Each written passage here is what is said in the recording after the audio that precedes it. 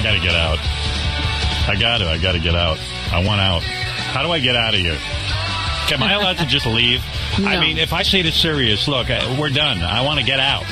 Would they accept, or do I have to stay here because of a contract? I don't think I have to. You have to ask your agent first to see if there is an escape I can't find him. You know, he's hiding. It just was really, Gary goes, he says, I got to just tell you this. He says, whoever gets here first, I'll tell the other one to go home. Oh. I said, no, you can't do that. Wait, what did you say? It was the best line. Whoever gets here first will put on. Oh, whoever gets here first will put on. I love you. So now Jewel and Jenny are in a race. No, we got to, I said, Gary, what you need to do is you need to get a hold of Jenny, because Jenny lives in New York at least, and maybe beg her to reschedule. And she has agreed. But I'm sure that the woman got up early and has been preparing. Oh, that's awful. Yeah, I am absolutely. Gary, I suppose you could write a note to them explaining yourself. And not an email. No, I already wrote it up to the public. And send her a gift. I'm sending her flowers. Howard, I can't even begin to tell you how awful I feel. All right. I'm so sorry. All right, I'm going to try and be the grown-up here and not have my stack blown. I even dismissed the Howard TV camera during the commercial so they wouldn't get my tirade on the air. See? I'm growing up. Right, Robin? That's right. That's and it. I hope all those people who usually say you're mean to Gary. I'm not mean. Take I understand. this into consideration. Just a mistake. Come hold me, Robin. Get in here and hold me. Just cradle me. Put my arms around you. No, but if I leave the radio, right? No harm, no foul. Won't cost Sirius any money. And what are you talking about? I'm allowed to leave. I'm sick. I'm sick of it. I'm sick. They can't tell me I got to show up if I'm sick. I've got a 3-year illness. They didn't follow the contract. Why should I? You? Somehow, isn't that always the case, though? They don't. You have to. Yeah. Oh, yeah. But with contracts, I got to tell you, I tell you, I don't know why I bother signing them. But I don't want to get started. I don't want to be negative today. I came in positive. I got up at 2 in the morning for this. I'm going to have a heart attack right now. I'm going out on the air. Oh, I'm going to meet my Lord and Savior. That's right. How could these bad things be happening to you? God doesn't work with really good people. Well, doesn't work with bad people. God isn't in control of the world. You know who is. Gary's dentist. I think I have a contract where if I have a heart attack, I still have to work. So even if you... They will stuff you and put you in that chair. Hi, John. You're on the air in Philadelphia.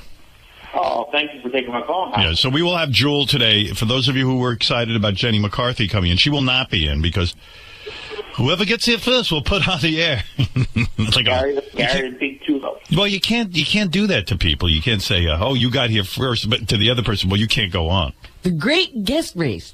Yeah. Rather have. Can I explain something? Yeah. Just so you know, it's not the smartest thing, but it's not what I meant. What I meant was whoever gets here first will put on, and then we'll put the other one on after. After. So what am I going to do? The show till noon? Well, I got a life too, you know. I was trying to make the best of the worst. I wasn't implying that we'd send somebody home. Oh, so like in other words, I'd interview someone at 8 o'clock, and then at 9 o'clock we can do the second interview. Or at 8, maybe somebody at 7:45, somebody at 8:30. All right. That's what it was. But I was not implying to send anybody home, Howard. I see. Well, he's got a point. All right, good point. Send him home, Howard. Gary, can I send you home? Asshole. You can do whatever you want to me. I'm not going to do anything. Hey, Howard. God's done enough to you. What? I wanted to call in because I was listening to the wrap-up show, which I can't stand because of Gary on it. Right. And I listened to him berate Benji up and down like he's a dog. Who, Benji? Yeah, last Wednesday, he berated Benji like he was some kind of dog. And I'm like, he actually said, we can't believe your woman sleeps with you. Does he look in the mirror? I tell you the truth, John. I'm zoning out because I'm still thinking about that Jenny McCarthy's not in here today. That I literally can't concentrate. I was even thinking, Robin, maybe we should have had her at 9.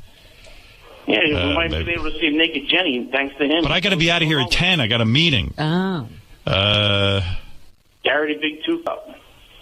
I could have had you do the news now and then maybe Jenny at 9. Although you're probably not ready with the news, are you? Well, I'd have to get the clips pulled. Yeah, well, forget it. Forget it. Maybe that's what we should do. Maybe instead of how many times is Gary going to this month? What do you think if we just put Jenny on at 9? What? I have to call back, like, right away. But I got to get out at 10. I understand. Yeah, Robin, I would have to do some sort of news now. I'm just trying to... I'm getting the things pulled now. I could get Jenny to get here by 8:30, so that 9 would be the latest she'd get on, and maybe 8:45, because if Jewel got here a little early, we could get her right on. But I have to make that call immediately. All right, go ahead and make the call. Robin and I will do a little abbreviated news now, and we'll have to skip it at the end. I apologize, Robin. That's okay. But, I know the people love the news, but, all right. Yeah, because I feel bad for Jenny. She probably got up and she's all ready to come in. Robin, if you want, do yesterday's news. That was a good news. It's probably almost the same, right? I mean, how much could have changed? Actually, did you watch any of Mayor Koch's funeral? I did not, but I love Mayor Koch. And it was really a wonderful celebration of a man. Well, Mad Dog is Mad Dog. That is good. That is good. All right. Thank you, Mad Dog. That's about 9 hours from now. Oh, thank you, Gary. All right, Gary. Okay, I got to run. All right, bye. Bye. Wonder how Gary actually booked 2 people at the same time. It's weird, right? I mean... Well, I can understand if you're not keeping notes. He's so disorganized. That's his problem. We're going to fix that. I'm going to help him with that. Going to turn him into a producer yet. Can't do that kind of stuff, right? Book 2 people at the same time. It's crazy, right? That would be a major faux pas, yeah. Oddly, I'm very zen today. I'm accepting it. Well, you did say you had a blowout, but you pulled it together very Yeah, I pulled it together. I really want to yell at him, but I'm fighting the urge. It's like killing me. I can't even think of anything else. Well, you're having a big meeting today. You don't want to blow out your voice. Yeah. Hey, maybe, Gary, what'll take my mind off of your up is if we played the staff revelation game. That might help. You want to do that? Let's go. You like that? Yeah, I always love people are telling things we don't know. Yeah, Gary, that'll help. You want to do that? Let's go. You like that? Yeah, I always love people are telling things we don't know. Yeah, Gary, that'll be good. It'll take my mind off of it. How many people participated? 9? It might be. Hold on. Right. All right. Here's Gary. He's got the staff revelation game. Tell 10. me how. 10. All right. How does this work? I'll give you a revelation. Who is it? You want your choices? Yeah. Your choices are John Lieberman, Doug Goodstein, or Will Murray. Well, I think Doug Goodstein. Who was in a fraternity? Doug Goodstein's retarded. Because I'm so. That's another guy I'm annoyed with. Yeah? Oh, my God. On Howard TV, let's stop the drum for a second. I love Howard TV, and I love what we do, and Doug does a great job. So I'm just saying I do love Doug, but out of his mind. You know that show with Rachel Fine Time? Yeah. She did, Fine Time with Doug Goodstein. And it's the most horrible, boring show ever. Aw. I mean, and by the way, it's the longest Fine Time in the history of Fine Time. He couldn't even edit it. No, because every word was brilliant coming out of his mouth. It is the most boring. I've never said every show on Howard TV is good, except now we have the worst show on Howard TV. Do you have clips? I do. What page is that on? Anybody know offhand? JD or something? JD page 57? JD1 last column. All right. Hey, Jules not here. Doug, dude. Did you watch? You must have fallen in love with your own voice, because that is the worst, most boring interview. You are death on camera, number 1. Number 2, I mean, it's Howard TV. It's horrible. We go through the whole staff. I'm not writing the questions. People don't care about you. Then why'd they send in 100 questions? Who sent in 100 questions? What do you think? We write the questions ourselves? They're from social media. Listen when he talks. We scrub. I'm sorry, I can't be as perfect as you. No, let me hear when you talk. You got an issue. Start talking. Are you going to evaluate people's voices now? Yeah. What's going on back there? You got allergies? You got allergies? Yeah. Oh, all right. Like the same thing. No, I'm worried about you. I'm worried about you, too. You're horrible on Howard TV. Take your show off. It's horrible. Howard, I answer Gary, honestly, did you hear it? I heard the clips from it. We did think it was very long. First he talks about the Howard TV budget. Oh, the whole thing. I can't get through 3 minutes of it. And the reason it's long is why do I have to be because tortured? I open it up with clips that support the questions. It's like they're all visual. They're all referenced to visual questions. Oh, you couldn't cut a word out, huh? Because what is the budget discussion? Of course we cut it. Wait, I'm going to play some of my favorite clips. Can I ask a question? When you do other Fine Times, do you support those with visual clips? Yeah, sure. Yeah. Of course. No, but listen. We go through the entire staff. People actually like it. You're underestimating, I think, what the audience likes. We've gone through the whole staff. The people liked it. They didn't say they liked yours. Guys, can you stay off my page? They just took away the page. Guys, I tell you, I'm going to kill somebody today. Uh-oh. The equipment here is, I want to be out of this place. Holy mackerel. I got this all lined up, and the whole page just changed. Holy cow, they couldn't make this more difficult. Doug, bottom line, your show blows. You're boring. Here's Doug talking about previous jobs he held. Which is a question that someone wrote. What? Someone wrote the question. Well, edit it down. It's boring. Listen. What did you do before Howard, and has working with Howard been the most enjoyable job of your career? Yeah, he's having a blast. Well, before Howard, I was at ABC News. I wanted to be a reporter, believe it or not. Believe that's the believe career it or not. I was on path to do. But I hated it. I was there for 2 years. I was working for World News Tonight with Peter Jennings. It was just all hard news. It was all serious. It was all, just real corporate. And I was... Please keep going. So I started looking for work, and this is where I ended up. But the E! Show was just... By the way, Doug's fine time is 24 minutes. Robin Quivers is 11 minutes. All right? Robin is somebody people know and actually care about. I'm telling you, we had to support it with materials. Well, Dude, 3 minutes with you is boring enough. All right, 3 minutes. You know what you do? You do a whole thing of the staff of Howard TV, and each of you get a minute with one question. Okay. Are you fine? This is the form. We've gone through the entire staff. Then end the show. Then it's over. Fine time. We're on demand. We don't have to have a show every week. If we do a solicit and questions come in, clearly there's an interest in hearing what people have to say about. It's a behind-the-scene thing. People like it. People seem to like it. The feedback. No one liked this show. No one liked you on it. I'll look at comments and see if people like it. See how many views it has. Go ahead. There's not one person who's going to like this. When is the show going to be about Rob Martin? Any chance we could see that tomorrow? Oh, tomorrow? Good. Yeah. Tomorrow, actually taping Steve Brandano and Lisa G. Do you realize that in Doug's eyes, he's twice as important as you, Robin? Well, I didn't realize it, but I guess he knows. Here's Doug answering questions about music rights. Every time you air a Stump the Booey on Howard TV, you always edit the questions and music out. Why? That is a good question as well, and that's a very simple answer. People don't realize it. Simple answer. Goes on for 3 minutes. Right. This is stuff that comes up all the time. Doug, we understand that, but we're talking about you answering. It's like Twitter, like a guy with 5 followers. Yeah, it comes up all the time amongst your 5 followers. People clearly want to know the answer to it. I mean, it wouldn't have. We get questions all the time about it. So why not answer questions? Oh, it comes my up. People God. call That's a very good question. So why don't we put everybody on? That takes up time. What? Why don't we just put everyone on Howard TV? He plans to. Yeah, I do plan to. And you know what? Like Steve Brandano, we're doing him tomorrow. Oh, my God. Okay? What is with Steve Brandano? But you know how many? I'll show you the list. There's 100 questions came in, so clearly there's an interest. Lisa G. we're doing 100 questions. Lisa G. That's how Oprah books guests. She goes, there was 100 questions, so I'm going to have Steve Brandano on. Thanks, Freddie. All right, never mind music rights. You're here, Doug defends. You want to get music more? rights, then the audience can know, and defends. What? I don't even know what he's defending here. Have you been banned from going on the road with Ronnie and taping the block parties since Howard railed you for not doing anything and wasting Howard TV money on the road? This is a very funny question to me. Because, again... Ryan Rasmussen's going to be on in 2 weeks, Robin. Oh. He's in next month. Is he next month, Ryan Rasmussen? No. Good, okay. Things get so polarized when I do anything, and I don't know what. Do they get pulverized? What? Polarized. Oh, polarized. Oh, polarized. It is. We are on the road all the time. We are on the road. We have crews out all the time. This past weekend they went to the block party in Pittsburgh and Cleveland. You don't hear anything about it, but Howard knows we shot it. But if I went to that, he would be like... Are you following this at all? No. I zoned out. It's terrible, Doug. Doug, look at me. I love you.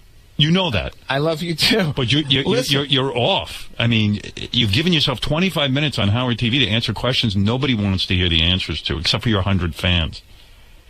Trust me on this. This is a terrible, terrible program. You're a behind-the-scenes guy. I disagree. And that's what the show... Look, let's be honest. Robin just hit it on the head. Yeah. Robin's a genius. I am a behind-the-scenes guy. That's why I avoid coming on the air most of the time. I don't put myself out there. We don't have anyone here who's really behind the scenes. Greg Carmel wants to be behind the scenes. The news did a 10-minute Lisa G report on his girlfriend moving in yesterday. I got a problem here.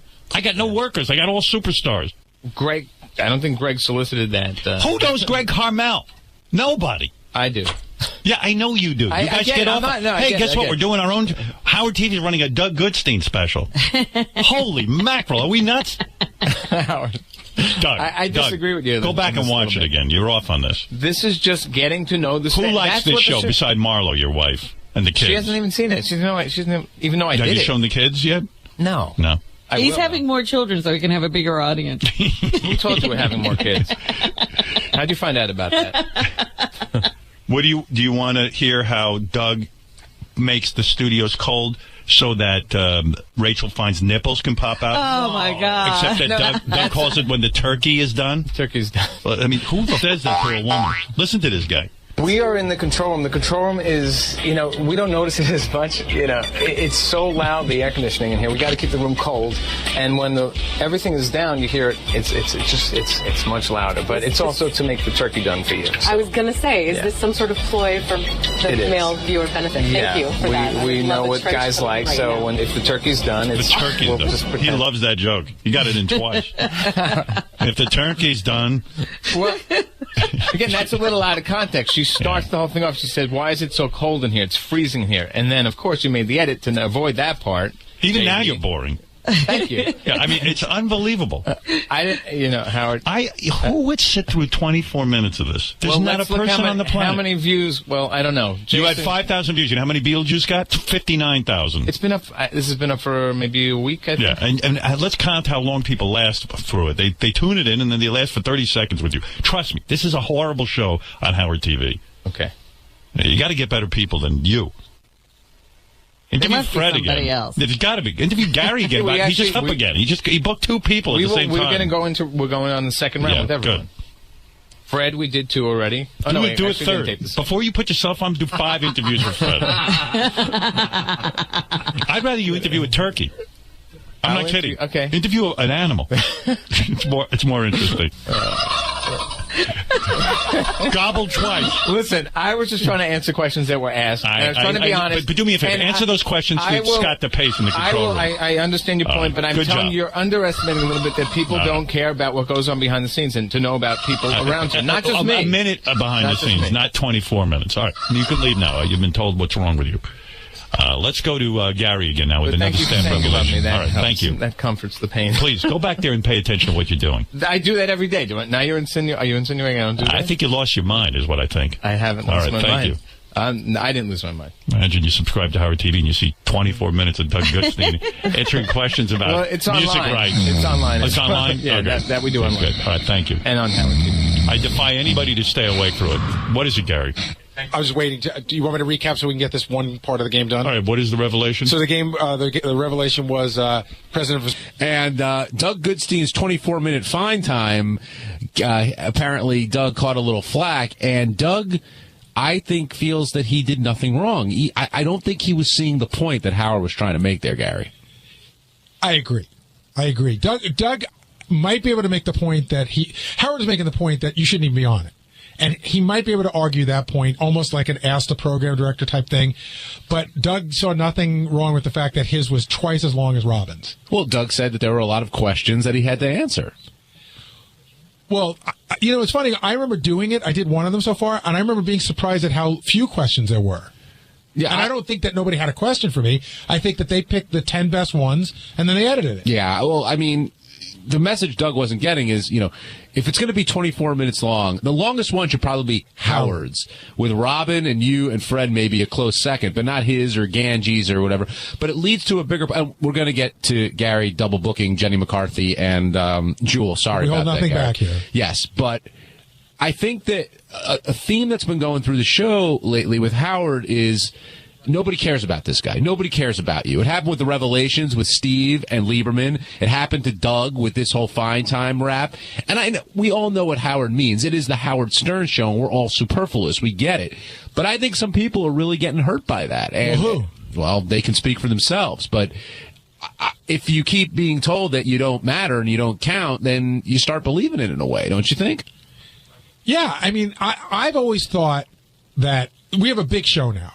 So there are a lot of people on what I would call on the periphery, not in terms of their value to the show, but in terms of their exposure to the audience. When Howard joked about, we're going to do a special on Rob Martin, Rob is our camera guy. We love him. Everybody here knows him. The audience doesn't know him. Mm-hmm. But I think, and I was saying this to the news today, I think Steve Brandano is on the periphery, but I say that in a positive way, whereas while he's not a star of the show, I think he's been around long enough that people do know who he is. And one of the things I think that listeners enjoy about the show is bring us into the inner circle. Tell us like the little things that are happening. Like John, you and I always talk about our favorite character on the TV show, who's that interesting peripheral character that's not on all the time. And I think Steve sort of fits that bill. Absolutely. That's what Howard's done for years. And that's part of the show that I really enjoy. But the difference here is that, like, using Steve as an example, since he's standing right here, Steve may not be on the Howard Stern show all that much, but he is on the Howard Stern channels quite a bit. Well, he does the intern show. He's here on the wrap-up show. He does the TV, John Hines TV, I can never get the name right. You're right. Show. John Hines TV show. And Geek Time. Yeah, and I'm on air on all those too, but it's... And to our audience, you're the guy who's... I mean, I get like a tweet a day about you and the Black Keys. Yeah, no, tell me about it. I know.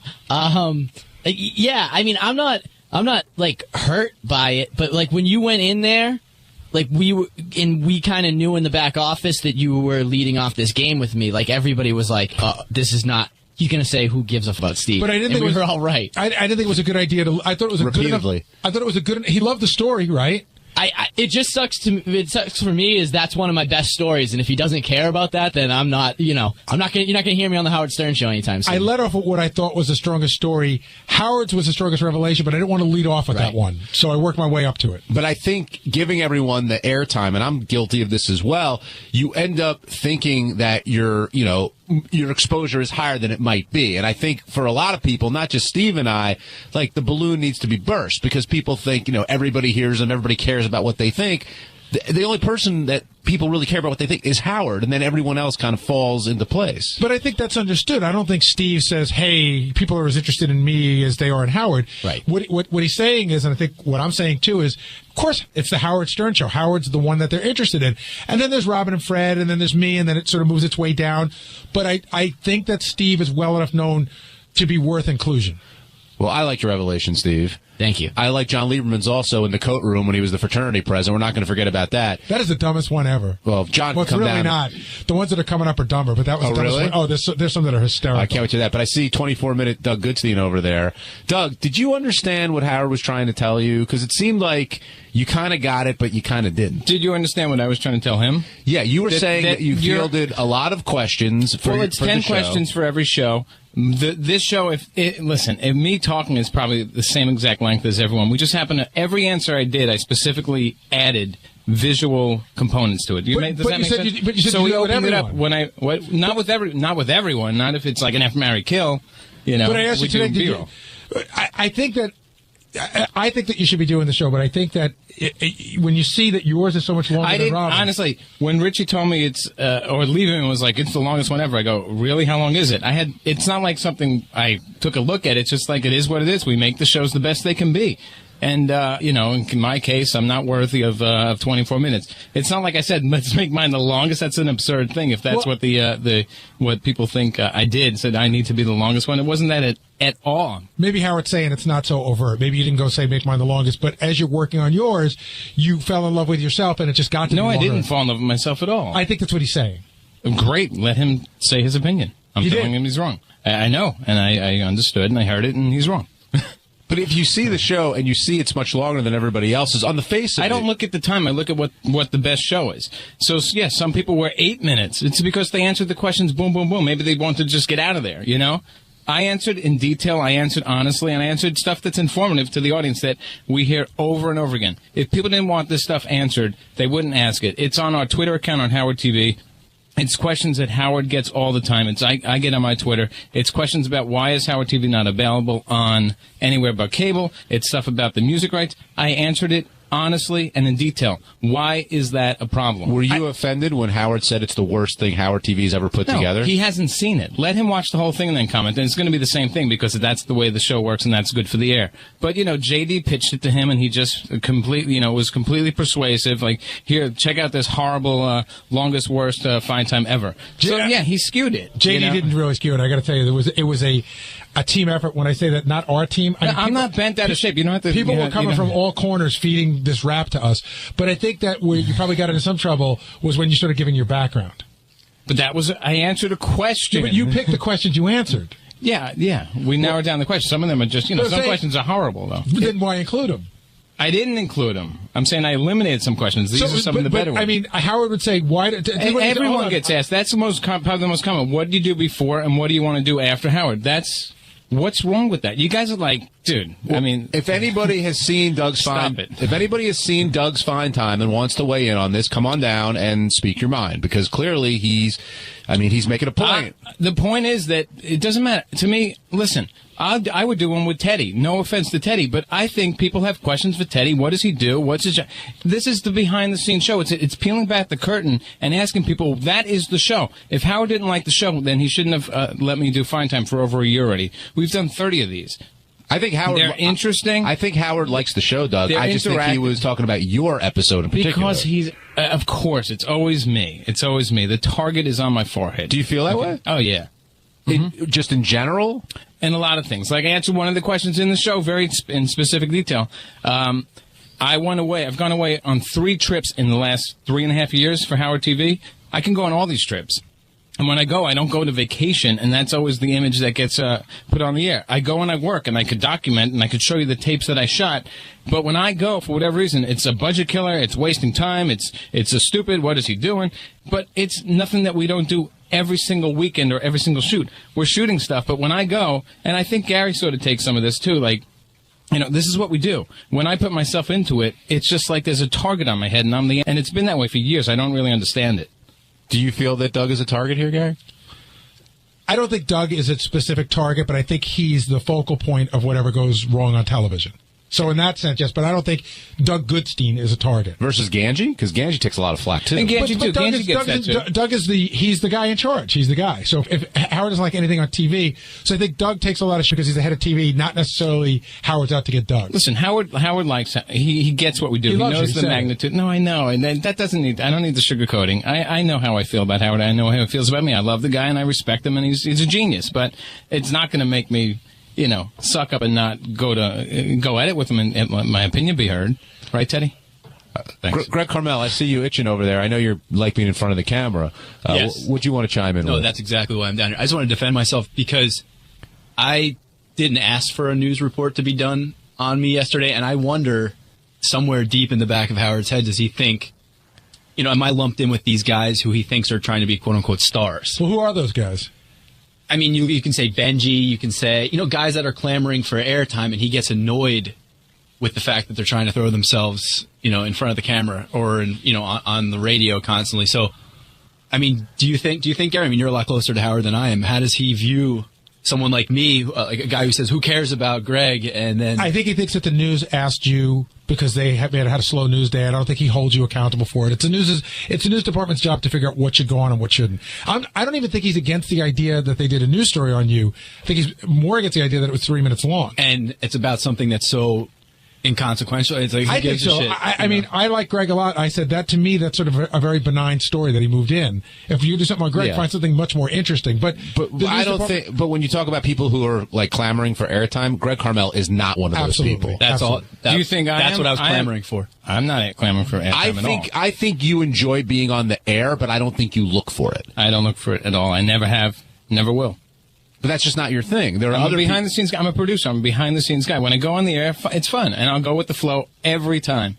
And, that's what the world we live in. I work in TV and radio, so, yeah. But I don't look for it. I'm the most pissed at Robin. It wasn't too long ago that she knew exactly if I had a girlfriend or not, and now she's acting like she has no idea what's going on with me or who I am. So it's funny, Gary. This show really, it makes, I won't say stars, but it makes everyone who works in it, no matter who you are, known, and you're on the air, and you feel like you have a taste of that sort of celebrity, and I think people love it, but they also feel, why not more me? Why can't, it be me? And that's a beast that just, it's not going to be fed by Howard, and it happens in certain doses. Yeah. Like, JD is Howard loves, he sounds great on the air, he's on all the time. Other people maybe aren't and wish they were. Right. I think, Howard, again, of course, this is all about Howard. Without Howard, none of us are here. I get it. So this is not to be disrespectful in any way, shape, or form.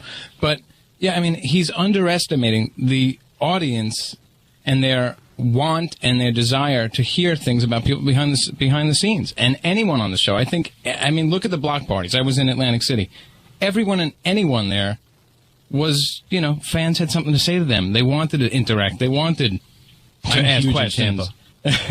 What's that? Well, I'm huge in Tampa. Yes, but it's not about we're all trying to be stars. I mean, in my case, that's not the case at all. And I don't think a lot of people are looking to be stars here. It's the world we live in, and it's a public forum. So what do you expect? People want to know about everyone.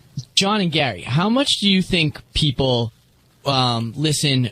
Only because I have a feeling that there's a lot of people that only listen to Howard's show versus listening to the 101 stuff. But the people that go to the block party, like Doug said, are those 101 people. Like, how much do you think there's actually? That's a hard one. I know what you're asking. It's very difficult to gauge. Because I don't know the answer. If people only listen to Howard's show, then he is certainly right. Like, who gives an F about me or Doug or Greg or whoever? But for 101, it's totally different. So I don't know how big that audience is. Well, it's 101, Steve. So let's make sure we say that. I feel like we're doing group therapy here. Well, it's a lot of love, and I'm guilty of this. There's a lot of love me daddy going on, don't you think? Yeah, I do. And actually, after this break, you're next, because we are going to talk about what happened today.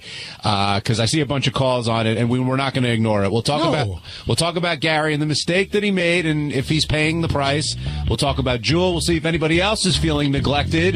This is, after all, the wrap-up show you're listening to on Howard 100 and Howard 101. Hey, this is Jewel, and you're listening to John Hein and Gary Dell'Abate on the wrap-up show. 888 Stern 100. Give us a call to talk about today's show. There's that lovely voice, Gary, that we heard coming in. I've always wondered, Teddy, did you put this bumper together? No. I've just always wondered why it's... Why Jewel's rocking out? Is it God Save the Queen? God Save the Queen. Usually I get the jokes. You can ask John Kerber. I gotta find out. I like the song. Me too. Crown Jewels, maybe? No. Is that too much of a reach? A long way, John. Hey, all right, I'm trying. Wow. But speaking of Jewel, so Jewel was booked to come in today, and Jenny McCarthy was booked today. And Gary, this, I was with you during it. This was literally a simple mistake that you made, booking both at the same time. It's not simple. It's a terrible mistake. An honest mistake, I should say. Yeah, somebody said, hey, Gary, this is an honest mistake. I said, they're all honest mistakes. Nobody makes a malicious mistake. I take full ownership of it.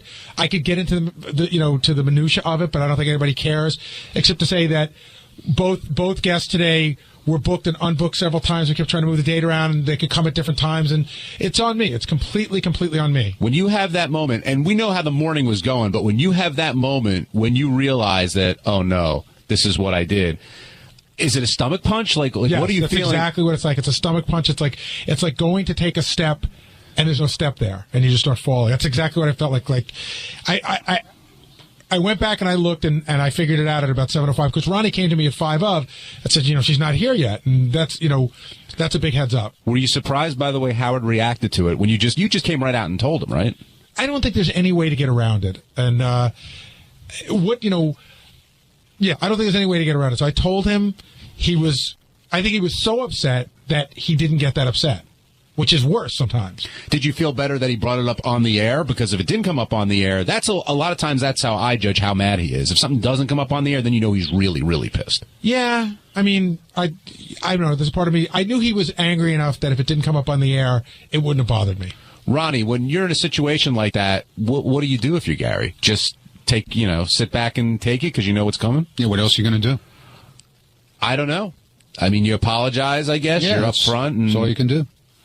And do you feel bad for him in that situation? Feel bad for who? For Gary. Of course. I mean, I saw Gary's face when he came out, man. I saw Gary's face when I went at 5-2 and I said to him that she's not here yet. And I think he knew something was wrong then. And you kind of realized it too at that point? Yeah, because usually, because the guy who came to set up a guitar was here at 5:30 in the morning, and everything was all ready. And if at 5 to 7, they're usually here because they have to do a sound check and everything. So, I knew something was going on. Did Jenny McCarthy being a friend of the show help in this situation? Well, it helped in the sense that I was able to text with her and, apologize profusely. She sent me back a nice note. She said something like, "I love you more than a love song. It's show business, baby. Don't worry about it." I sent her back a note that said, "It bums me out when we have a guest that not only is really good, but that we appreciate as a guest." It was actually more of a bummer that it was a friend of the show than not, because you don't want to disappoint the people who've been good to you. You don't want to disappoint anyone. John in Ohio, you're on the wrap-up show. Hey, guys. How you doing today? Hey, John. Gary, I don't want to beat you up too bad, brother, because I have a feeling tomorrow, once Howard's had a chance to let this all stew, you're screwed. But anyway, my question is this. I kind of agree with Howard because you guys, your responsibility to that show is so great, and I just see you guys screwing up all the time on the stupidest little things. Is Howard right that you guys are so preoccupied with your outside endeavors that the show suffers? I don't agree with that. What are our big outside endeavors? Well, you know what? Like, what's my big outside endeavor that's away from the show? I mean, but Gary, you got your internet thing. John's got his TV show, whatever. All right, so John, I'm gonna. Ronnie's got the block party. I'm sorry, go ahead. I would take this one at a time because you're starting to draw a lot of people into this that don't have any responsibility. Ronnie's certainly not responsible for it. John's not responsible. For today, no. Not for today, no. But for other things, Howard says you guys got too much going on outside the show. With today, another example where you guys are screwing up. I don't think so because I can't tell you what I have going on outside the show other than the show. And the other thing is your internet show. I haven't done the internet show since the last one I shot was in the first week of November. I mean, John, I'll say this. Yeah, a lot of people here have outside projects going on.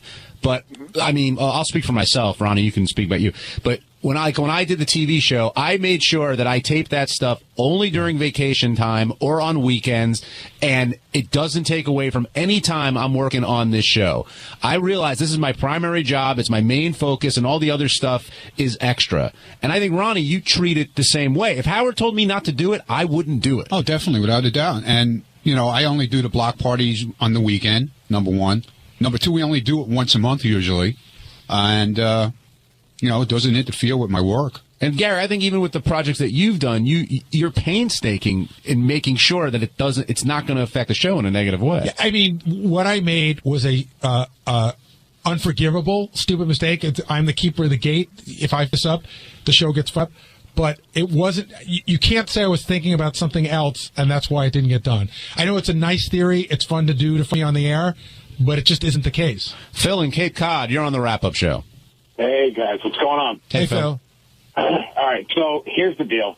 Begin and end this topic with my call because it's the only one that's going to matter. You guys have been nothing but, number one, now, let me get through this, nothing but narcissistic since this wrap-up show has started. All of you. And I'm going to make it clear. This is the Howard Stern Show. All right? Guys, I have been a fan forever. I pay for everything you guys do, including your stupid comedy shows, which are awkward at best. And today's show really sucks, but not for why you think it does. Natalie Maines, all right, when John and Gary were in the studio, and Gary's sitting over there twiddling his dick, Natalie says something about Gary. Gary's like, oh, I thought you didn't like me. Well, Natalie makes the comment to Howard that, oh, well, I think you're kind of mean to Howard. Guys, I love the show. It's the only thing I have when I work my 70-hour work weeks. And Howard did not blow up today because of Natalie's comment. And you guys, Gary especially, are you a douche twat today, Gary? Absolutely. But more than anything, when you made that, pep belly Natalie comment, that's when she kind of went at Howard. And as we all know, he is ultra OCD. And what anybody says, he has to sort of kind of conform to what they're talking about if it's a negative comment. I think you guys really stop it with all your appearances. He's not going to tell you not to do your own. Focus on what's going on. And you start off, Gary, by saying you don't want to hear my mundane why the scheduling was conflicted. But then you're going to say you won't say why. You had your CES show in Las Vegas. You fucked. And the Natalie Maines thing is the reason for all this. I'm sorry. All right, well, Phil, I got to say, Phil, you said a lot there. It can't be the last call. because it just doesn't make enough sense. It makes sense to you, but I really can't bring Natalie Maines around to why this happened today.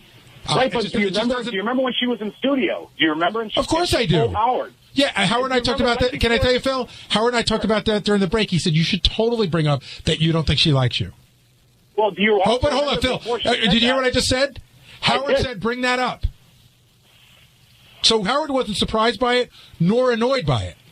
But I know you are, and that's fine. But I'm telling you, you don't get to hear every single thing that goes on. So maybe it's not always the way it looks. I'm just saying, yes, today was a terrible, and I can't bring the Natalie Maines appearance back to it. All right, thank you, Phil. You got to speak your mind. Let's go to Vladimir. Vladimir, you're on the wrap-up show. Hey, Gary, listen, guys. First of all, this previous caller, we all forget about human mistakes. It happened, Gary. Listen, I listening this show 20 years, and you all dedicate to this show. So I love you all, guys. I love you, Gary. I love you, Ronnie. I love you all, guys. You entertain my life. So it happened. No big deal. Well, Vladimir, thank you for the sentiment, but I don't take it that way as it happens. I mean, I really want to make sure that nothing like this ever happens again.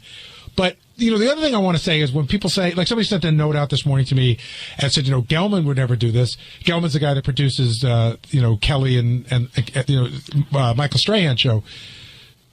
You don't know what goes on those shows. Exactly. Because part of the allure of the show is Howard will point out every little mistake. It's interesting, and sometimes it benefits us because if you're up and you make it a good bit, you're somehow forgiven. But you don't know what goes wrong on any other shows. You don't know what goes on behind the scenes. Nah, that's one of the rarest things about this show. You do see what's behind the scene. I mean, there's not a lot of curtain to pull back. It's all there. And so if Gelman or any other producer screwed up, if Rob Burnett screwed up something on Letterman, you're not going to see it on Letterman. So that's where Gary's exposed here. And today he paid the price for it. And you're never going to hear about it either. And, that's the fact where people don't get with this show, everything you get yelled at on the air about. And so everybody knows what's going on, and then they can come on here and rip your ass apart, which they can't do on any other show. I thought that, whose phone call really bothered me today? Marianne from Brooklyn's phone call, just in the sense of it was a mistake. And, I don't know, what do you want to say? If you've never made a mistake, call in. I mean, I'm sure Marianne's made mistakes in her life, not to the magnitude of the show. I get it, but, I don't know. For some reason, her call bothered me. Did you feel like she was piling on in some way? Well, sure. But it's okay for other people to do that, but not for Marianne to do it? I don't know. I think I would think she would have a greater understanding of the show. Not that having a great... You know what? I don't know. That's a stupid thing to say. Having a greater understanding of the show doesn't make the mistake any better. Marianne. Gary, I was called before you even mentioned me.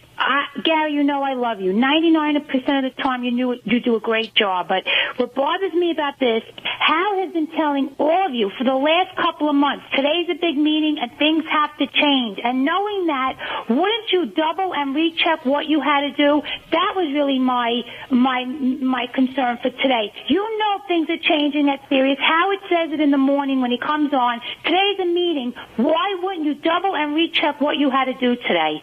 Well, obviously, I thought I did, Marianne, and Marianne makes an excellent point.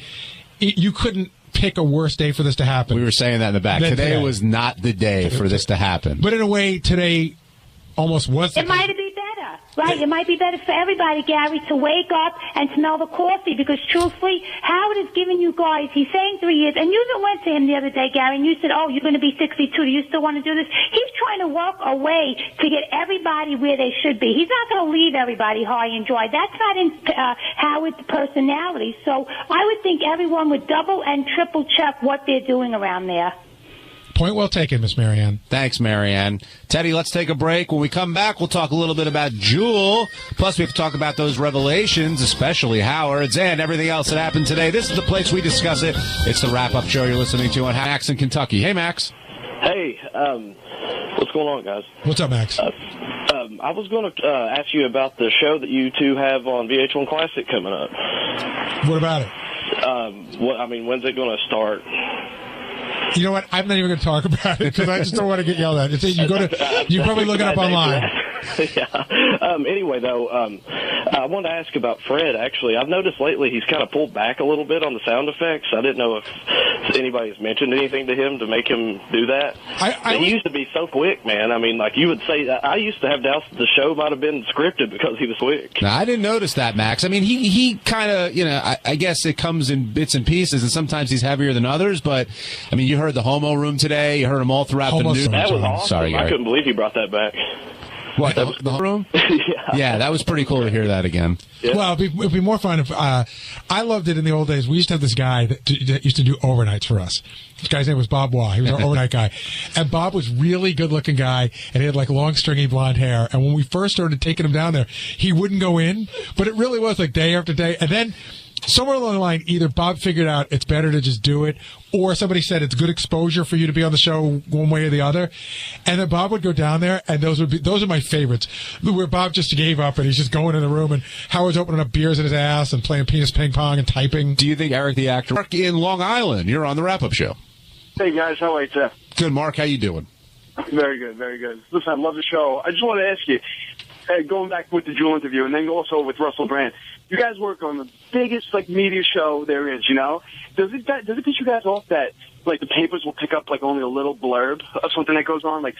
Howard's able to pull so much from people, that these big stars that no one else could get, and they only pick up one line. I just feel like you guys don't get the credit, Well, I'm glad that I look at it a different way. I'm glad that they pick up anything. I think there's a lot of shows on TV that nobody even bothers to quote them. Yeah, I just look like they'll take a little blurb, and they put a little blurb of something you said about Katy Perry, but then they put aside all the other stuff you guys are able to get out of these huge stars, I love when you answer a question, the guy just asked it again. I know what you're saying, but I know what you're saying, but asked and answered. Yeah, no. Thanks. Sorry. Thanks. No, thanks, Mark. But no, it is cool that when you see that, that something gets picked up to begin with, like you said, number one. But the other thing is, hopefully it gets people to listen to the show. That's kind of the goal there. If you see, hey, Howard's talking to this person or that person, I got to tune in for that. It's weird, too. I read Entertainment Weekly every week, right? In the back, there's quotes of the week from different TV shows. Mm-hmm. And for some reason, and I like him a lot. He's a great guest on the show, but they're madly in love with Jimmy Fallon. Jimmy Fallon's probably quoted every other week, and I think to myself, well, we have a show, and we have just as funny maybe somebody's not listening to it. Maybe we have to feed it to them. I don't know what. How do you make something like that happen, though? You have to feed them. You have to, do the work for them. And then they just pop it up there. Right. Well, I thought Jewel, she did a great job with Silver Nickels and Golden Dimes, and then the best. I love him. All right, let's take one last call. Tommy and Malden, you've got the last call on the wrap-up show. Hey now, guys. Gary, I want to thank you for bumping Jenny McCarthy. She's a phony. But Jewel was awesome. We didn't bump her, and she's not phony. Yeah, I don't like her. She doesn't like anyway. Fred. Well, she called me. She said she hates Tommy from Malden. Like Steve, right? Right. Jewel was great. Her very honest interview, and she can come back anytime in my book. Hey, why do you think Jenny's phony? Oh, she's just like one of the strippers, just phony. I don't know. I can't stand her. I think she's pretty upfront. I disagree. I think we all have a pretty good beater, and I don't think she's... Tommy, you should know that she does have a special place in Gary's heart. She's still your it girl, Gary. She is. I saw that. Gary got the text. You got all excited that Jenny's texting you. And then I found out that Will's interested in her, and I have to put that to a stop. Uh-oh. Better keep her away. Exactly. All right. Thanks, Tommy. Stand back, Dweezil. Will, she's my girl. Thanks, Tommy, for calling in. Wrap up today's wrap-up show. McCarthy will be on the show, just not today. Yeah, she'll be on in a couple of weeks. We already worked out. I can't wait to find out what that thing is Howard was teasing. No, it's awesome. It's just awesome. I can't wait.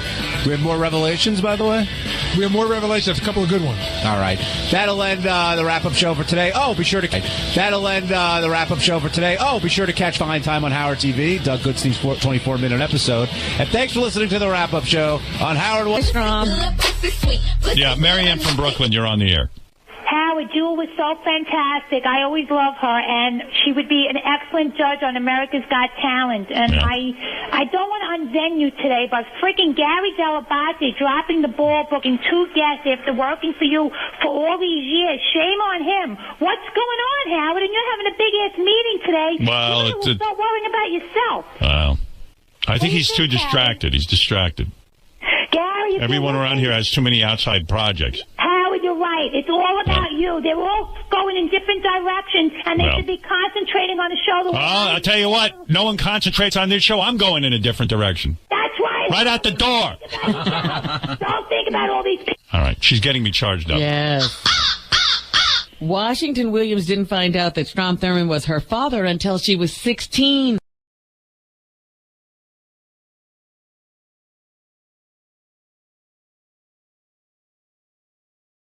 All right, let's see what else I got for you. Got a bunch of voicemail. Let me get through. This is all stuff from when we were away. Okay, here we go. No particular order. Yeah, Gary, I just wanted to tell you that you're doing a really good job with the show. Everything's going really good. I got nothing wrong with the show.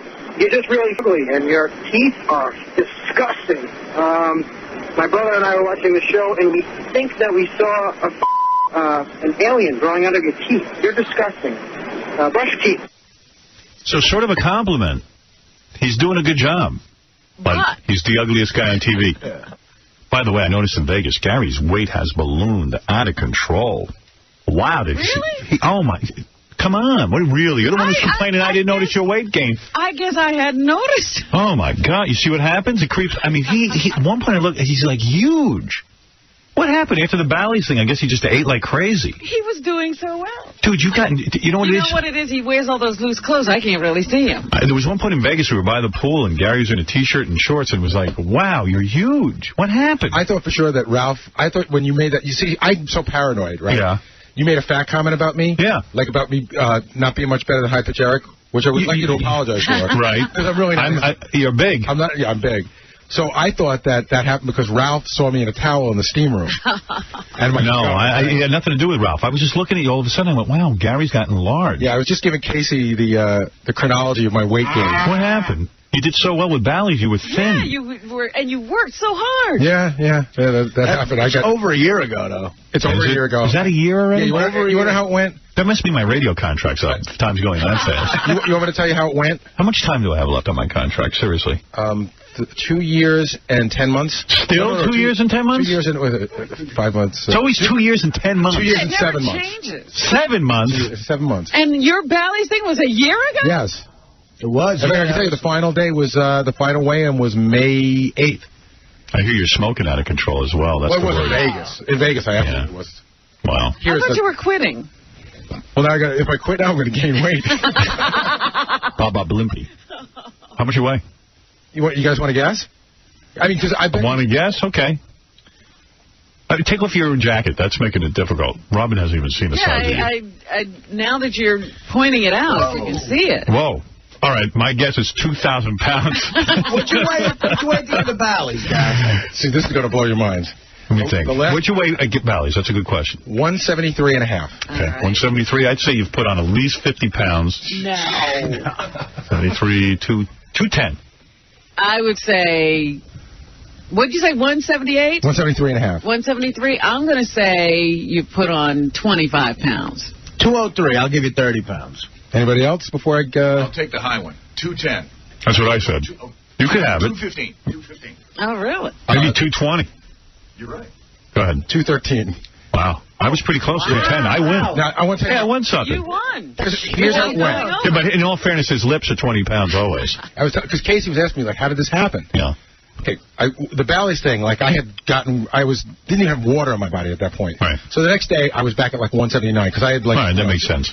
So I was at 179, 180 for, a couple of weeks, and then I got up to, like, 185, and that's, like, between 180 and 185 is a good weight for me. Good. I was there for a while. Then I got up to 190, and I'll be like, I'll lose a little bit of weight. I swear to God, Howard, when we got to Vegas, I think I weighed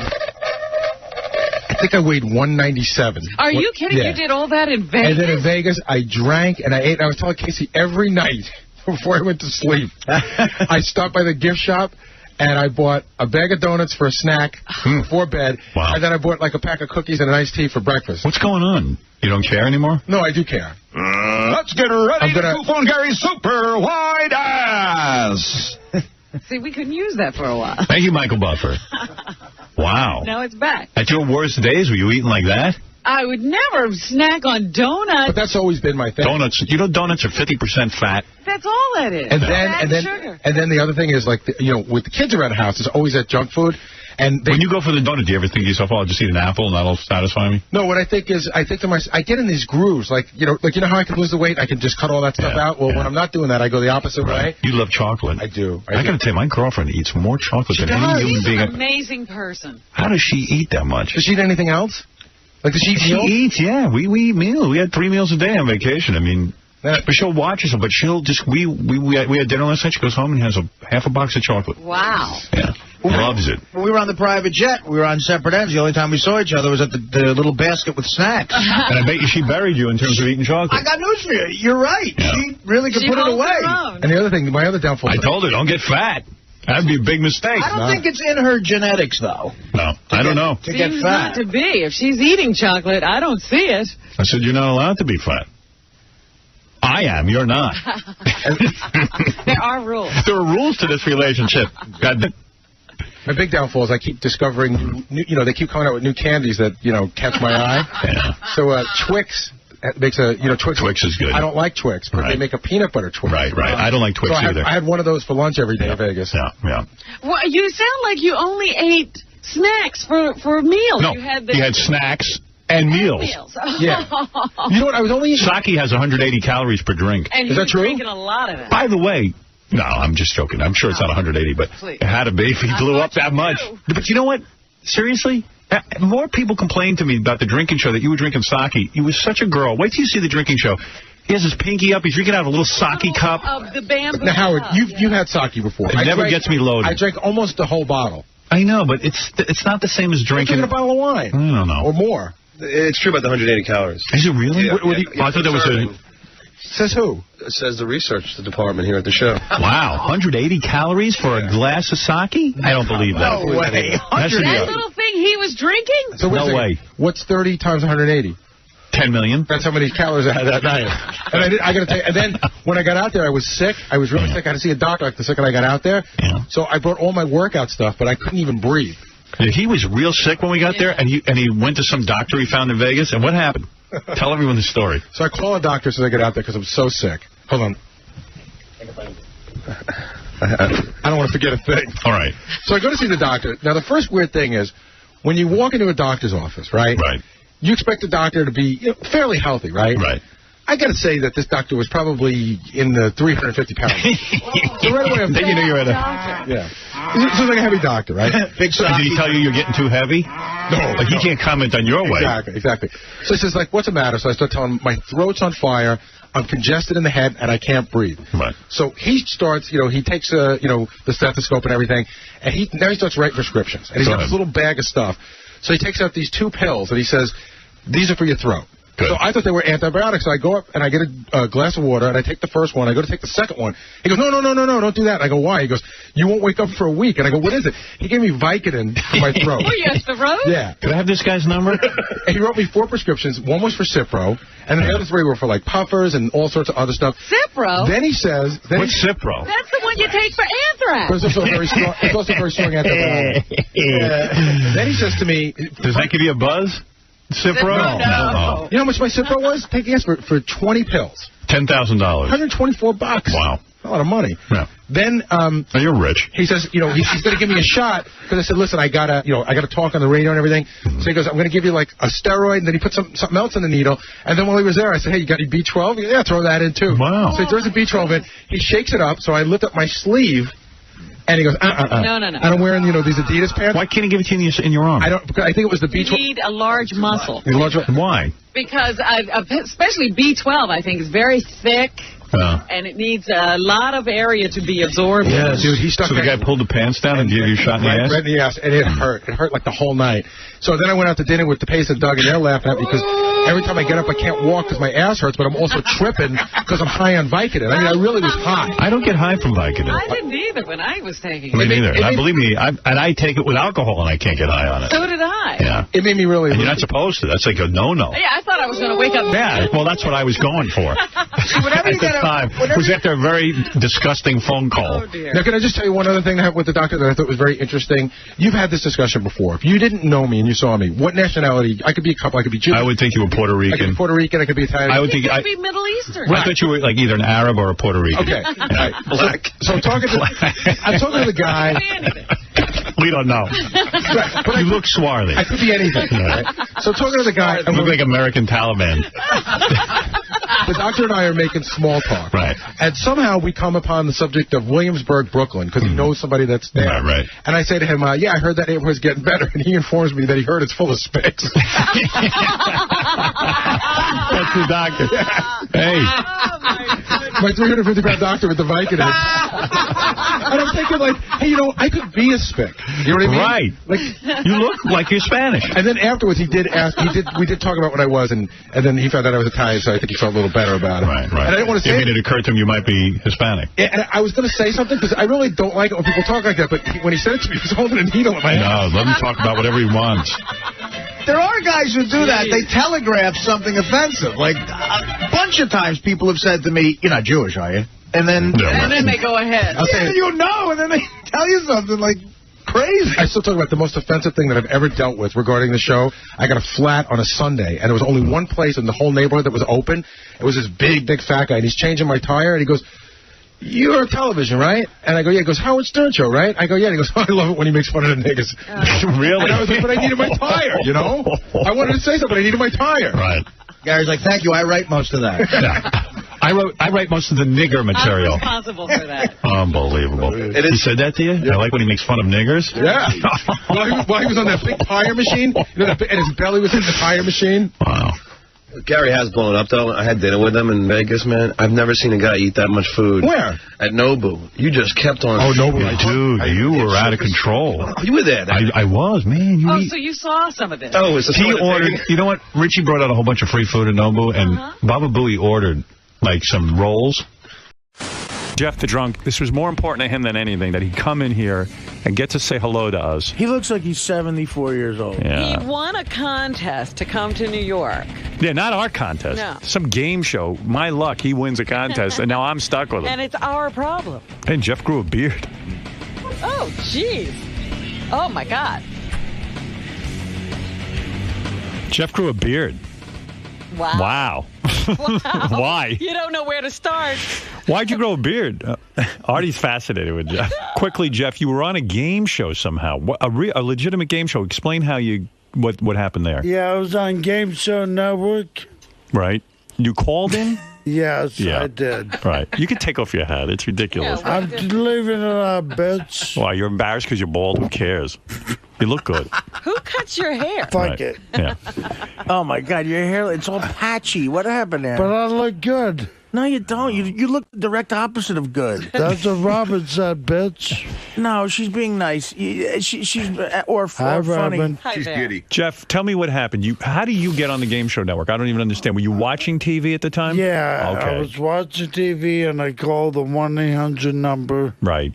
And they called me back. What was the name of the show? Game Show Network Live. Okay. And they run old game shows, but this was one that was going on currently. Right. And what was the object of the game? To, try to answer. What's the matter, Artie? He's being a bitch, as always. It's the most pathetic. But I just feel so good about myself because my life is pathetic, but yours is, you're in a trailer. This is a weekday afternoon. Yeah, but you're a heroin addict, so yeah, fuck but you. I would rather be a heroin addict who gets out of it. The game Fuck show. you. What is your average day? You watch the Game Show Network every day, don't you? All right, let's not get sidetracked. I do. Jeff, this is a fascinating story. So you were sitting at home and watching the Game Show Network. Yes. And they announced that there was some sort of live contest. And you got through because you were probably the only one watching. Right. And they called you back. And what was the game that you had to play? I had to answer some question about the pyramids in Egypt. I see. And what was the question? Do you know? Was it a multi-part question? In other words, was it one? No, it was a single question. About the pyramids? I think it was, where are the pyramids? Was that the question? Where are the pyramids? It was like, what's the name of something you can find in Egypt? Really? Yeah. And I said the pyramids. Ding, ding, ding. Ding, ding, ding. And what is it, a host, a male host, or a female host? Male and female. I see. The two of them come on Kelly, the TV. what's her name? Kelly, she's from Baywatch. All right, Kelly. Kelly Packard. Good-looking girl, I bet, right? Oh, yeah. Okay, so you were watching her, and then you answer the question, ding, ding, ding, the bells go off, and what did you win exactly? A trip to the Algonquin. Okay, and all expenses paid. Well, I thought it was all expenses paid. This morning, I woke up with a bill under my door for $380. Why? I don't fucking know. What do you, They didn't cover incidentals, I bet. did you pay for it? Not yet. Yeah, I I bet. didn't check out yet. How are you going to do that? I got He some can't do money, it. but And what is that for your phone? Did you make phone calls? no. Well, I made some, but I Did you made have room service? no. Bar? No, minibar? No. Did you So what order is- movies? No. Jeff, that doesn't make any sense. $380. What is that for? You made some phone calls. Who'd you call? $329. Yeah, I only made local phone calls. Yeah, but they charge you. In a hotel, they charge you $380? Well, I they mean, said it was $1 a call. How many calls did you make? I'm not even for local. How many? Did you make 100 calls? No. how long were you on the phone? I might have been. Well, what is your guess? What I've heard is that when Shuli went to his room, it was like Alcohol. a cloud of smoke. Right. And he's staying in a non-smoking room. So they got to pay to clean that room. Oh, maybe it's for his smell. Oh, they fine you. They Yeah, fined him. big time. Well, do you have to pay that? I mean, he didn't know. Yes, It's a non-smoking room. He's How an does he idiot. know? I didn't know. There's no ashtrays. Howard, I've been to hotels a million times. They tell you when you check in, if you smoke in this room, there's So, going to be a huge wait a charge. second. Nobody ever told me Oh, shit, you're the one that nothing. told Shuli it was a non-smoking room. Nobody ever told me nothing. I got a fine once, Howard, for smoking in a non-smoking You room. did? It was $250. No kidding. Yeah. That Wow. might have been it then. So that combined with the phone calls, how long are you on the phone in a hotel? You can't do that, man, because even local. Yeah, but it's a local call. They said Jeff, it's only I'm telling you $1 something, for and you're telling. connection fee. Why didn't you tell them you were a smoker and they put you in a smoking room? It's a non-smoking hotel. You can't smoke anywhere Hey, in Jeff, New what York. did you use for an ashtray? Because you know there were no ashtrays in it, obviously. Should have been the first hint. A glass. I knew it. You took a glass and filled it with water and just put all your gross cigarettes in it, right? I've done that You know, too, man. bitch. The maid finds that, you know. So what did you do? I emptied it, bitch. What did you do the whole time in New York? Did you go out at all? Yeah, Marianne came over and Right. we had a lovely dinner. Yeah. At the Algonquin? Yes. Was the food good? It was very good. Right. Except for the fact that I asked the waiter if he had potatoes and gravy. He said, "Oh yeah, we have gravy." So he brings out the filet mignon with gravy on it. The potatoes are bare. I'm like, what the fuck, dude? When do you ever have anything decent to eat? You eat cheese in your trailer. I mean, the fact that you had a He's potato. complaining about the I filet mean, mignon. Oh, my God. Come on. With gravy on it. Who eats steak with gravy? Who paid for the dinner? Take it, Marianne. She did. Well, that was very sweet of her. He's How very- is your sister Animal doing, by the way? Very good. Good, okay. Animals doing great. Great. I can't believe I talked to her yesterday. Can't believe they call that lovely girl Animal. I Do don't like you take Animal? that. Oh, I'm glad Animal's doing well. I'm glad you're doing well. Okay. This is my sister Animal.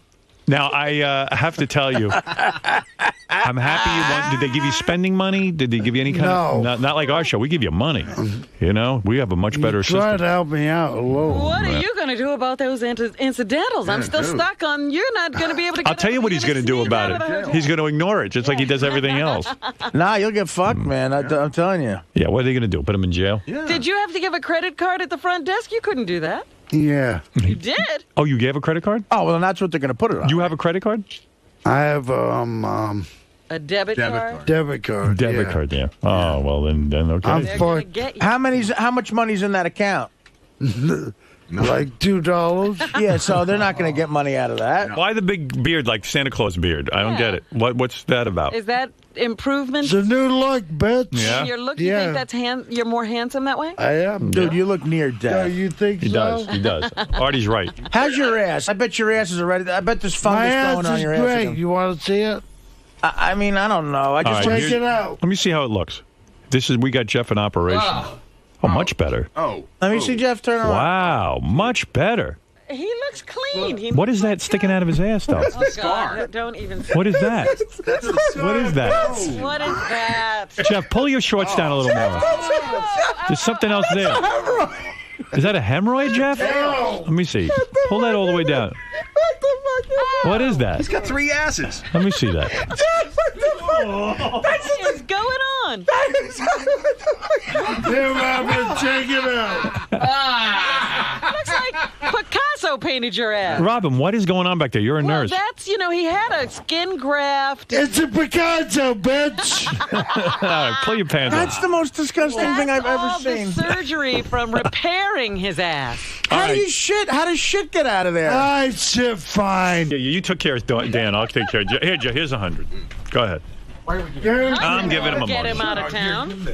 What do you got? All right, Jeff, I'm going to give you something. Get over on the microphone. Look, Yeah. you're giving your money. This is from Gary. I told you I wasn't going to give you any money. But why really do we give him money? I don't know. I look at him and Because he's too stupid to not know to smoke in a fucking non-smoking hotel? He wasn't even supposed to be here. But he's addicted to it. He's addicted Gary, to nicotine. why the anger to Jeff to drunk? Why are you so angry? Because we all said he was going to come here and ask for money, and we all said we weren't going to give it that's to the him. deal with Jeff. He's always begging. He's always looking for money. It's the deal, bitch. Think how humiliated he I know. I is. just feel like I look at like we have that guy on with no arms and no legs, the wrestler. Jeff, like can Jeff we- doesn't make any attempt All right, to we're work. gonna- I saw the Jeff. wrestler yesterday. It was a good movie. Can I throw darts at your dead arm? Would that be sure fun? can. You don't mind? And you know what? I want to say, incidentally, that Marissa Tomei has nice nipples. All right, here we go. Thank you, All right. Marissa Tomei. What do you want to Jeff. say, Gary? Jeff, yo, did you go on Miserable Men on Sunday night and tell the entire audience that Artie's never done a thing for you? Be fucking honest. Of course I did. But you got Artie takes care of you all the time. So what Oh are you yeah, crying Artie about? takes care of me. Artie's hooked you up. I have with a question. Stuff. Yeah, he only done like a few things for me. He really doesn't do much for me at all. Really? Really. Wow. So he's kind of like your right arm. He's just kind of there. Kinda. Why would you say that? He's probably the only guy in the world who's done anything for you. How have I not done something He's for done something for me, but yeah, well, he hasn't really done nothing for me. It's like, Unbelievable. he has, but he hasn't. What? What am I supposed to do for you more than what I've done? I mean, You're a grown you man. make it sound like, oh, you're the greatest thing that ever happened to me. No, I don't. But fucking, Who's really? Jeff, have I not sent you money? How much money has Artie given you? Do you have any idea? He's given me some money. How much would you say?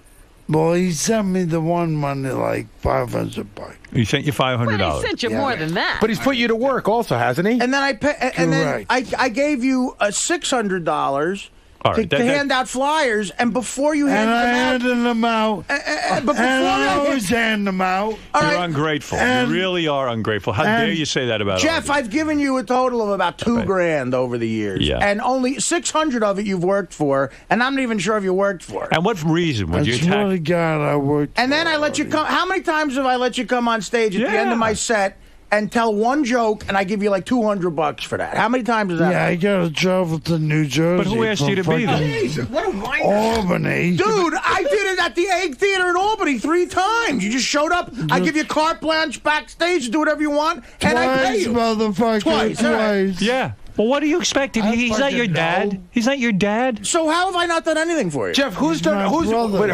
given you Is that more your money? brother? Who's given you more money or done more for you in the last 4 years? Howard. Okay, after that. It's fine, okay. Artie's dipped into his pocket personally. Yeah. Yeah, he's giving you prize money. Artie is giving you his money. Right. I realize that, Robin. No, you don't. Yeah, but you're What, not you grateful. You're called- not grateful to Howard either. You called miserable men and you said Artie doesn't do anything for you. Jesus. Bob was in my ear, okay? Let me say this. Levy, that fuck. I do shit for him too. What the fuck is he in your ear? Bob Levy told you to say that? Weekend. He did. He did? He told you to turn on Artie. See, I think Jeff's lying now. Yeah. I Are you ain't lying? fucking lying. Are you Because throwing... you wouldn't say it. Why would I fucking say that for what's it the truth? But if, Think about it, motherfucker. but wait a minute, Jeff. Why would you say that about Artie when Artie's been such a good friend to you? I heard every word you said, Robin. And You I have, have nothing, okay? So he told you this off air or on air, Bob Levy? Off air. Off air. He said, you know trash what? Artie. Before you Wow. went, Gary brought that in. Look, I got out my money to Me give him too. money. So did I. You know, that's fucking unreal, man. Keep your money. All right, listen. I'm not giving him shit. All right. You I hope won. they make you wash the gravy off the fucking steak dishes at Algonquin forever. You've won $500 cash, courtesy of TSS Radio. Thank you, Artie. Offering. Artie's done with you. I'm against that gift, by the way. I am too. I really I am too now. I am too. I'm sitting here thinking he's complaining about I'm how against he was it too. treated at Artie's show. What would he be doing if he wasn't at Artie's show? Robin, don't even try to make sense of this. We got Shirley. You came to the Turning Stone Casino in Syracuse. You came to the 8th in Albany. One time I made you come to New Jersey to give you money. What an asshole I am. What is it, Shirley? Quickly, I must move along. I just want Jeff to stick to his guns. You were pissed the whole time at the show, at Artie. So don't sit here and say Bob told you to say these things. I am pissed. What are you pissed for? I'm pissed at everybody. Well, he was mad at us because we weren't calling him back quick enough about coming in this week. It's ridiculous. Why he's mad at Artie, I have no idea. Artie gives him money. Bob Levy told him to say that. No, he's lying. It's bullshit. Is it bullshit, Shirley? Absolutely. He was pissed off. He had an agenda coming in, and that's the only reason we put him on. We said, all right, if you're pissed at the show, come in and speak your mind. Jeff, what's the truth? Did They Bob Levy... told me to come into the show. They who? They who specifically? Bob Levy. Julie and Bob. Now, Shirley did. I'm right here. At any point I said you need to come on the show and yell at these people? I said if you're upset, we'll give you a form to talk because you couldn't come on the show, right? It's a bad liar. All right, listen, He's Jeff. awful. I wish I was Brody Jenner. And he got paid. An hour. He got $500. Bob Levy is on the phone. Yes, Bob. You lying one-arm piece of shit. You came on and said you were pissed off and you wanted to express I'm the bad guy here, right? Yes. What the fuck? I'm always You the come bad on and guy. tell the truth. Say what the fuck you want. You went off on Howard, Gary, and Artie for not taking care of it because you're their boy. You remember that? Oh. And you told me to, bitch. I told you to. Fuck you, Bob. You came in there crying. Fuck you, Bob. Fuck you. Take up your arm and beat yourself to death with it. All right, thanks, Bob. I believe Bob. I believe Bob, too. Okay, And all he- Bob's right. All he does is cry about money and how bad he wants to come on the shows with us. And Bob, just this Sunday, is like, hey, you know what? I'm going to put you on more shows. And now he does this. And now he does this. Talk bad about Artie. Not at all. When He did felt bad for you. When did Bob tell you to talk bad about Artie? Right off the air. Right. Fucking Sunday night. Sunday night. He told you right before you. Anybody else hear him? He called you at home. Artie. He called you at home. He's a fucking motherfucker. Talk shit about Artie. Fucking don't tell me that shit. Look, if Bob told me to talk shit about, Howard or Gary, I'd say no. Why can't you say no? I like Artie. You're right. Why would you go against Artie, who's helped you, for Bob, who hasn't done that much for you? So, I'm the bad guy here. No, but answer the question. Stupid move, don't you think? Why, if Bob tells you to say bad stuff about Artie, do you go along with it? What the fuck is Bob? No, I'm saying Why is he hanging about him? Why should Bob tell you what to say Why about is he Artie? hanging about him? Because really, he made his point. Because you didn't want to hear the fucking truth. He was yelling at you. What are You're you talking fucking about? afraid of the truth, Howard Stern. No, the truth was that he was. You are afraid of the fucking truth. Well, there you go. The truth is you have no ass. The truth is and you already have gone for 380. You're not going to. The truth that Bob was saying is he was bad mouthing you. You should be happy he's no longer on the air. He was berating you. Oh, okay. He said you suck. Yeah, wasn't agreeing with you. Jeff, thank you. Good luck with your $500 cash gift from night. TSS Radio. Good night, Bob. Hey, whatever. Artie, Yeah. I love you. I love you too. All right, Jeff the drunk. Robin, I love you All right, too. go out. I love you. Leave, I Jeff. always love you. Okay. I love you till the day I die. You said you'd leave, Jeff. He'd leave.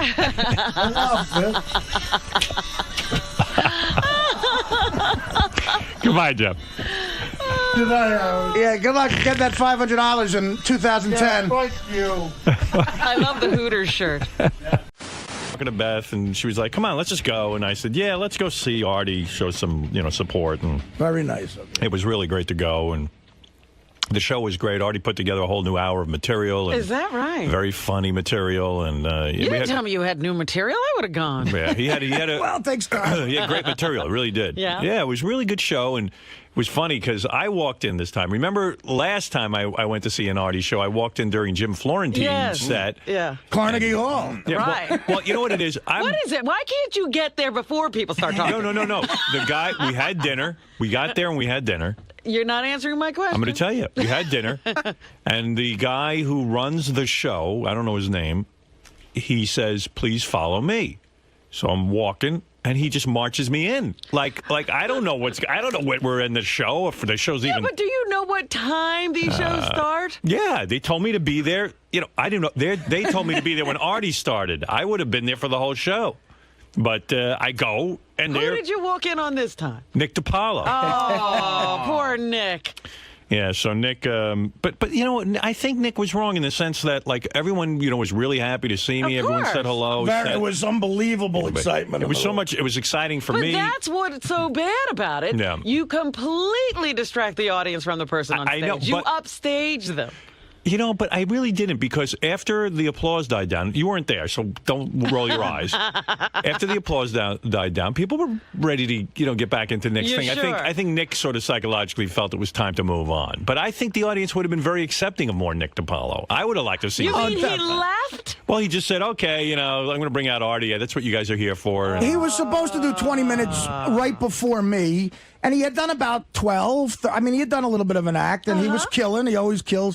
And then Howard walked in. And again, Howard didn't plan this, but I didn't. He walked in, and he was in the very front row. And Are you kidding? It's 2,500 people in this big room. It's sold out, and a lot of people assumed Howard might be coming. So it was sort of an electric thing. And the other comics before Nick, it's Howard. They're big fans of the show. They were a little more stressed out, but I think they wanted to perform for Howard in a way. Right. But, Nick bailed, but not early. Like 5 minutes early, he bailed, and just handed me the mic. After Howard interrupted him, he gave up. Yeah. I haven't heard it yet, but the TV guys say they can put up for you. It sounds pretty loud. They have the moment where you walk in video. Oh, they do? All right, let's. You'll see the excitement for yourself, Robin. All right. Ladies and gentlemen, Howard Stern has entered the building. And the beautiful Betho. Come on up, Howard. Give him a round of applause. There he is. Oh, there I am. I look like a deer in the headlights. Jeez. Yeah, you're not hiding from anybody, either. Well, what am I going to do? Were you doing something, Nick? Sorry, Nick. Nick's a pro. Come in and interrupt. It's not hard enough to be up on stage. And there's Baba Booey walking. Not Baba Booey. Ross. That was Ross. And Booker. The biggest Booker. Jew in captivity. Seriously, 6'8". Look at him.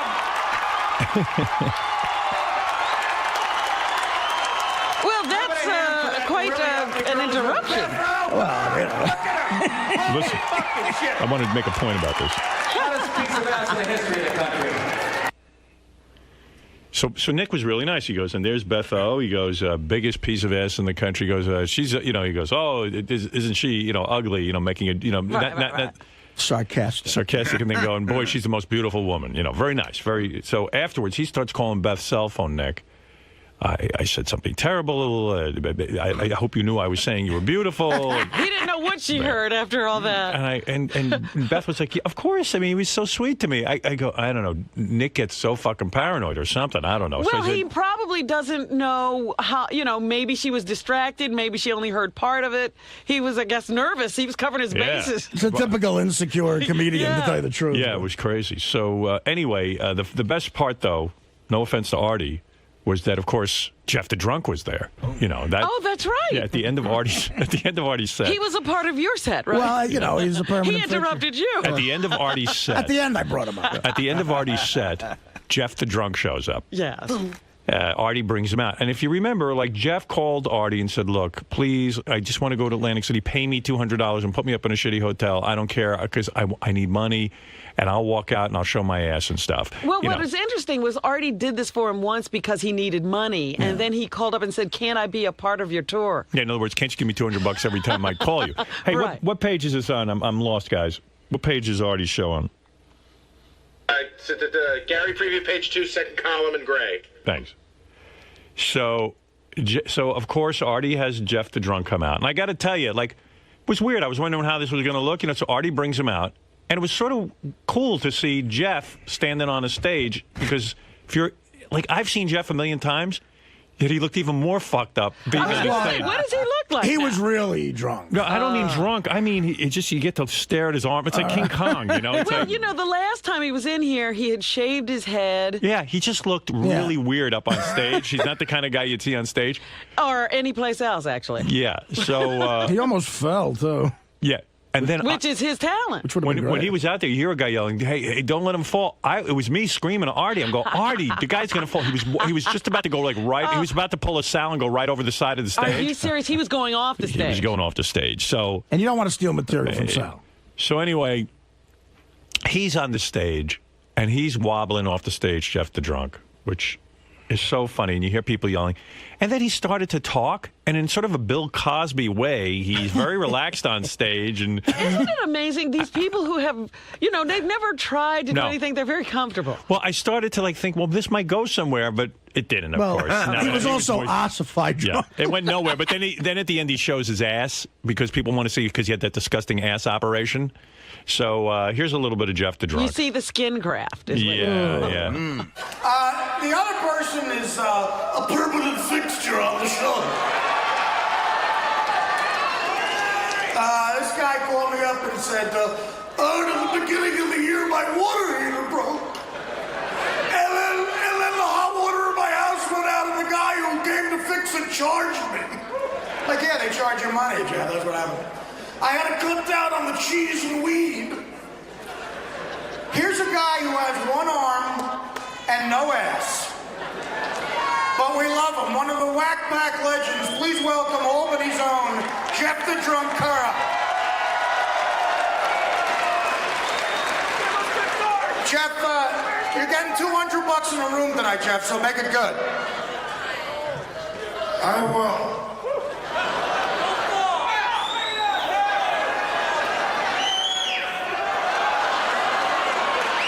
What's up, bitch?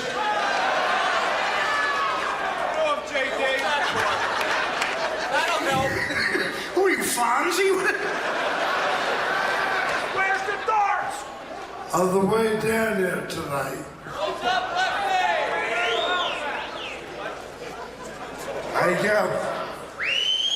I was startled.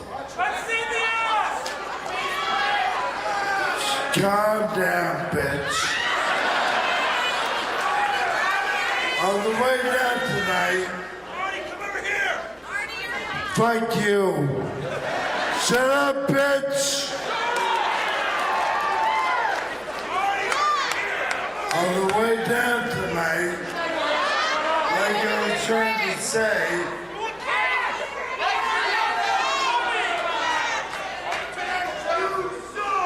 cars pulled over in front of me. There was a car accident, and the cars pulled in front of me, and they were turning to the left. I was like, stop, bitch! And she looked at me like, who the fuck are you? I was like, fuck you, bitch. What an anecdote. You're quite a raconteur. What a story. Do you want to show them your ass real quick? No, not me.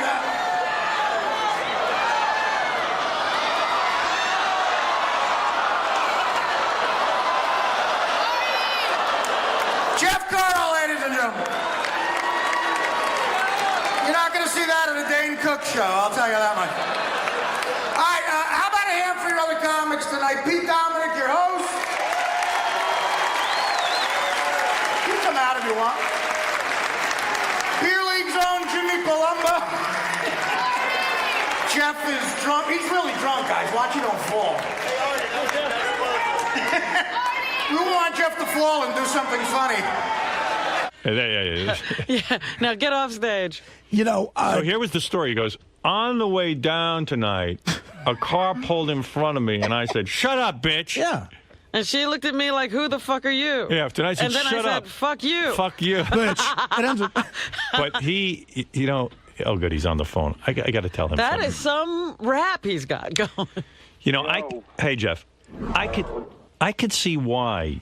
Like, as much as Artie tries to help you, Yeah. Oh, wow. Listen to him wheeze. What's with your Well, he breathing? had a big weekend, or a big week, I guess. What do you got, pneumonia? No, I'm sick.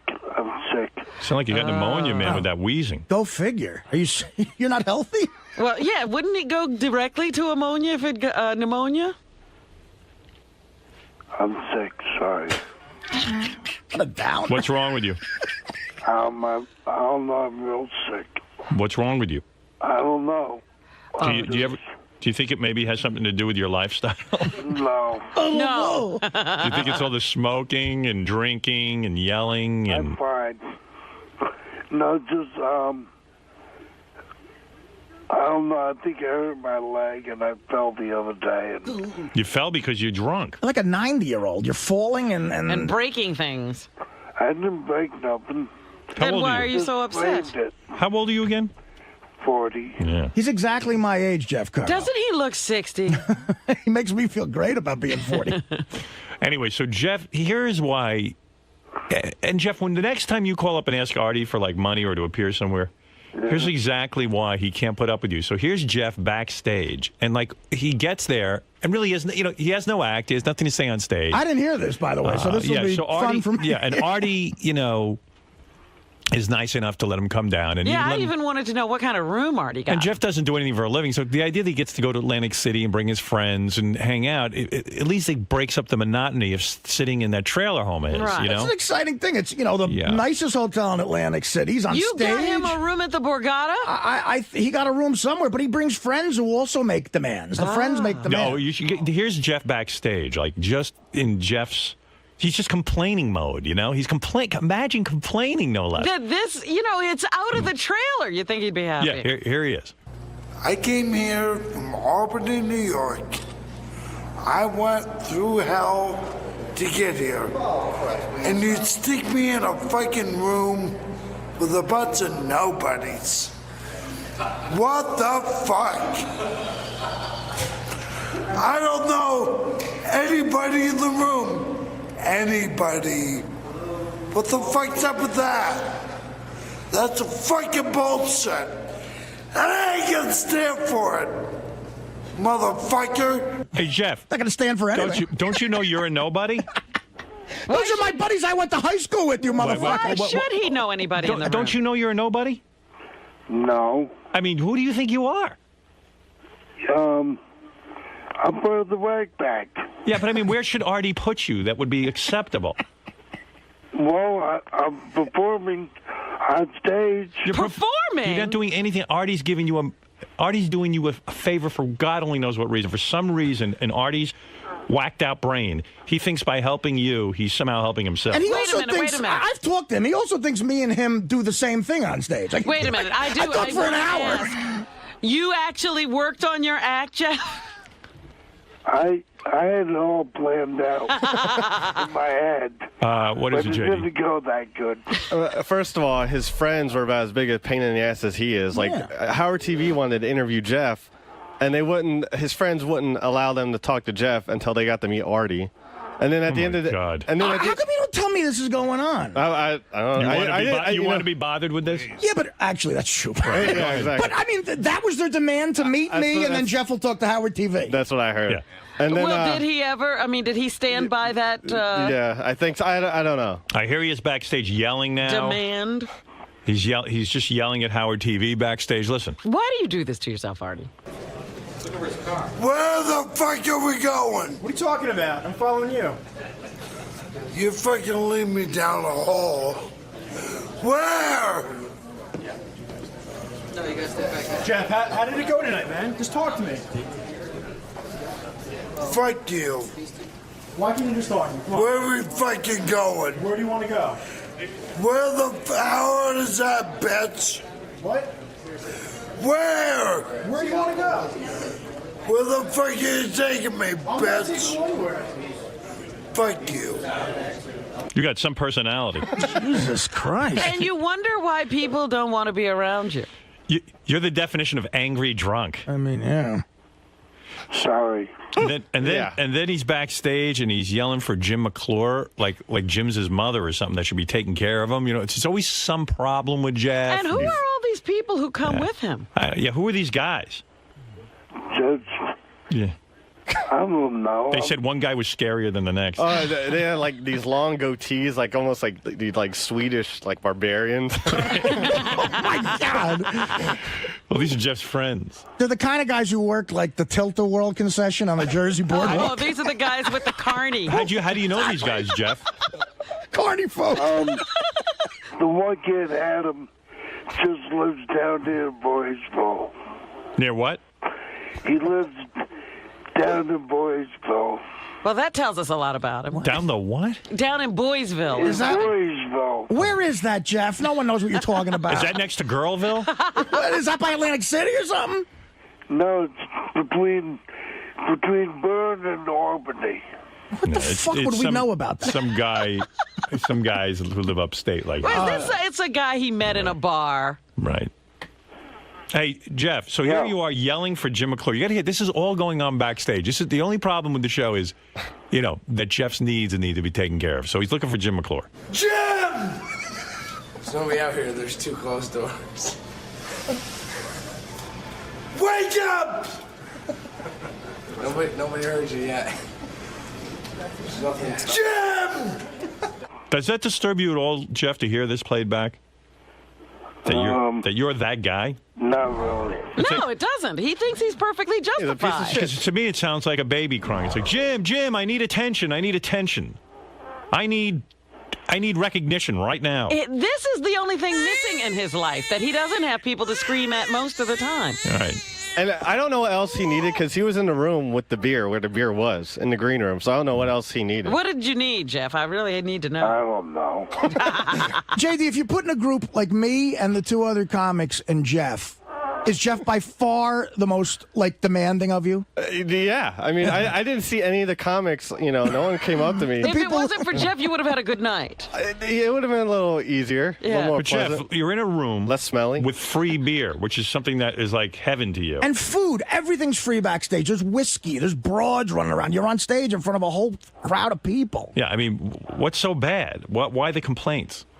I don't know. You're not there to perform. You're there out of Artie's charity. Let me ask him something, because obviously he had some expectations coming down there. How were you supposed to be treated, Jeff?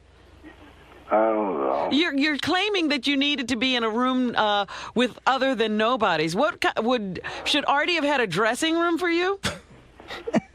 Well, I don't know. What did you want? Like a the dressing room the last time. Oh. You're like Frank Sinatra. You were? And that's the other thing. I had some good friends who couldn't get a room because you're getting a room, and I don't know, man. Where's the gratitude? Where's the thank you? Where's the hey, you took me out of thanked them. You took me out of Albany for the weekend in my drudgery and my dreary, bleak life. And you're living like a king. You Yeah. got a room at the Borgata. You know what there isn't with Jeff? There's never a moment, and almost everybody, including whackpackers, have this moment if you take care of them somewhere. They come. There's usually a moment where they go, "Hey, man, really, thanks a lot. I appreciate it. I'm This sorry. was great. This was so much fun." There's never that moment with you, Jeff, ever. 2 fucking minutes, Artie. What? I already saw you for 2 fucking minutes. That's enough time to say thanks. What else would you be saying in those 2 minutes except complaining? Jesus Christ. You're a jerk off, Jeff. Yeah. Whatever. You really are, man. Whatever. You got. Do you gotta, realize this about yourself, Jeff, that you're totally inappropriate? No. Oh. I didn't hear this shit Howard just played, honestly. I didn't think that's, look, do you think that makes me want to have you at these shows? And you come to me like a puppy dog up in Syracuse crying because you need money. And I'm like, okay, fine. If you could drive to a gig, I'll put you on. And you act like this, and it's just like a slap in the face. You think I want to work with you again? That's not how you act. Well, go ahead, Gary. No, Jeff, Whatever. The thing that you don't see is, if Artie decides that he's done with you, which he should be because you treated him like shit. So if Artie decides that he's done with you, what do you have? Who else is bringing Nobody. you anywhere, paying you to do anything, or paying any attention to you? No one. So why do you? That. Hey, did you Why ever? do you abuse the people Artie puts in charge that he's paying to work? They're not there to serve I you. was hammering it up with the fucking camera. Well, then that's different. That's different. Fine. Hey, Artie, now I'm thinking about it. Maybe you need Jeff, and he's got you by the balls. Could you really do your own show without Jeff, or do you think you need him? Or maybe, what if Jeff starts doing his own show? It would be like working without a net, but I could try. You try, but it might fail, so you don't know. suppose Jeff goes to another club in Atlantic City. Me personally, opposite you. You were okay, Artie, but I was waiting for Jeff to come out. I'll work for Dane fucking Cook next week. What is it, JD? No, I just wanted to say how big a piece of shit Jeff was. That's it. Oh, wow. Well, that you don't have to say. All right, Jeff. Well, you've made it. Have you had Subutex already this morning? No. You had a donut or something? Your lips are white again. That means, no, he had Subutex. No, He's lying to you I now. swear to God I did. Come on, you got Subutex. I swear to God I did. Let me see. Let me look at you. No. His lips aren't that white. Oh, okay. Maybe I just He's saw okay. something in a shadow or something. You know what it is? It's the lighting on Artie. No, he didn't have Subutex. The lighting makes me look fantastic. Yeah. Did you hear on the wrap-up show, like, Artie confessed yesterday, he admitted that he had purchased $500 urine. Yeah. And now, I overpaid for it. But everyone's saying that's a completely made-up story. I think so. I think they're right. And they went back and checked the tape to see that day if Artie really did have urine in his pocket, if there was any detectable bulge. There was a bulge. Yeah. Everyone's not. I guess your credibility is. I saw Gary wants me to be completely honest about everything from now on. Okay. Tell Gary's going to get brutal honesty from me. Really? Okay. What's that mean? No, Gary. I heard Gary say. I mean, I'm really pissed off at Gary. He says a blanket statement. He believes that cunt reporter when she goes, "Oh, Artie said he'd just lie to you if I didn't jog with him." You think I give a fuck if your monkey ass knows if I jogged with the fucking reporter? Not a matter of that, Artie. No. Gary makes blanket statements like he lies about everything. He thinks he's so funny on that wrap-up show. Everybody else You're thinks not he's funny. Artie. You're not funny. Congratulations, you're very funny. Yeah, I know I am. That's why I'm here. God knows why you're here, you fucking asswipe.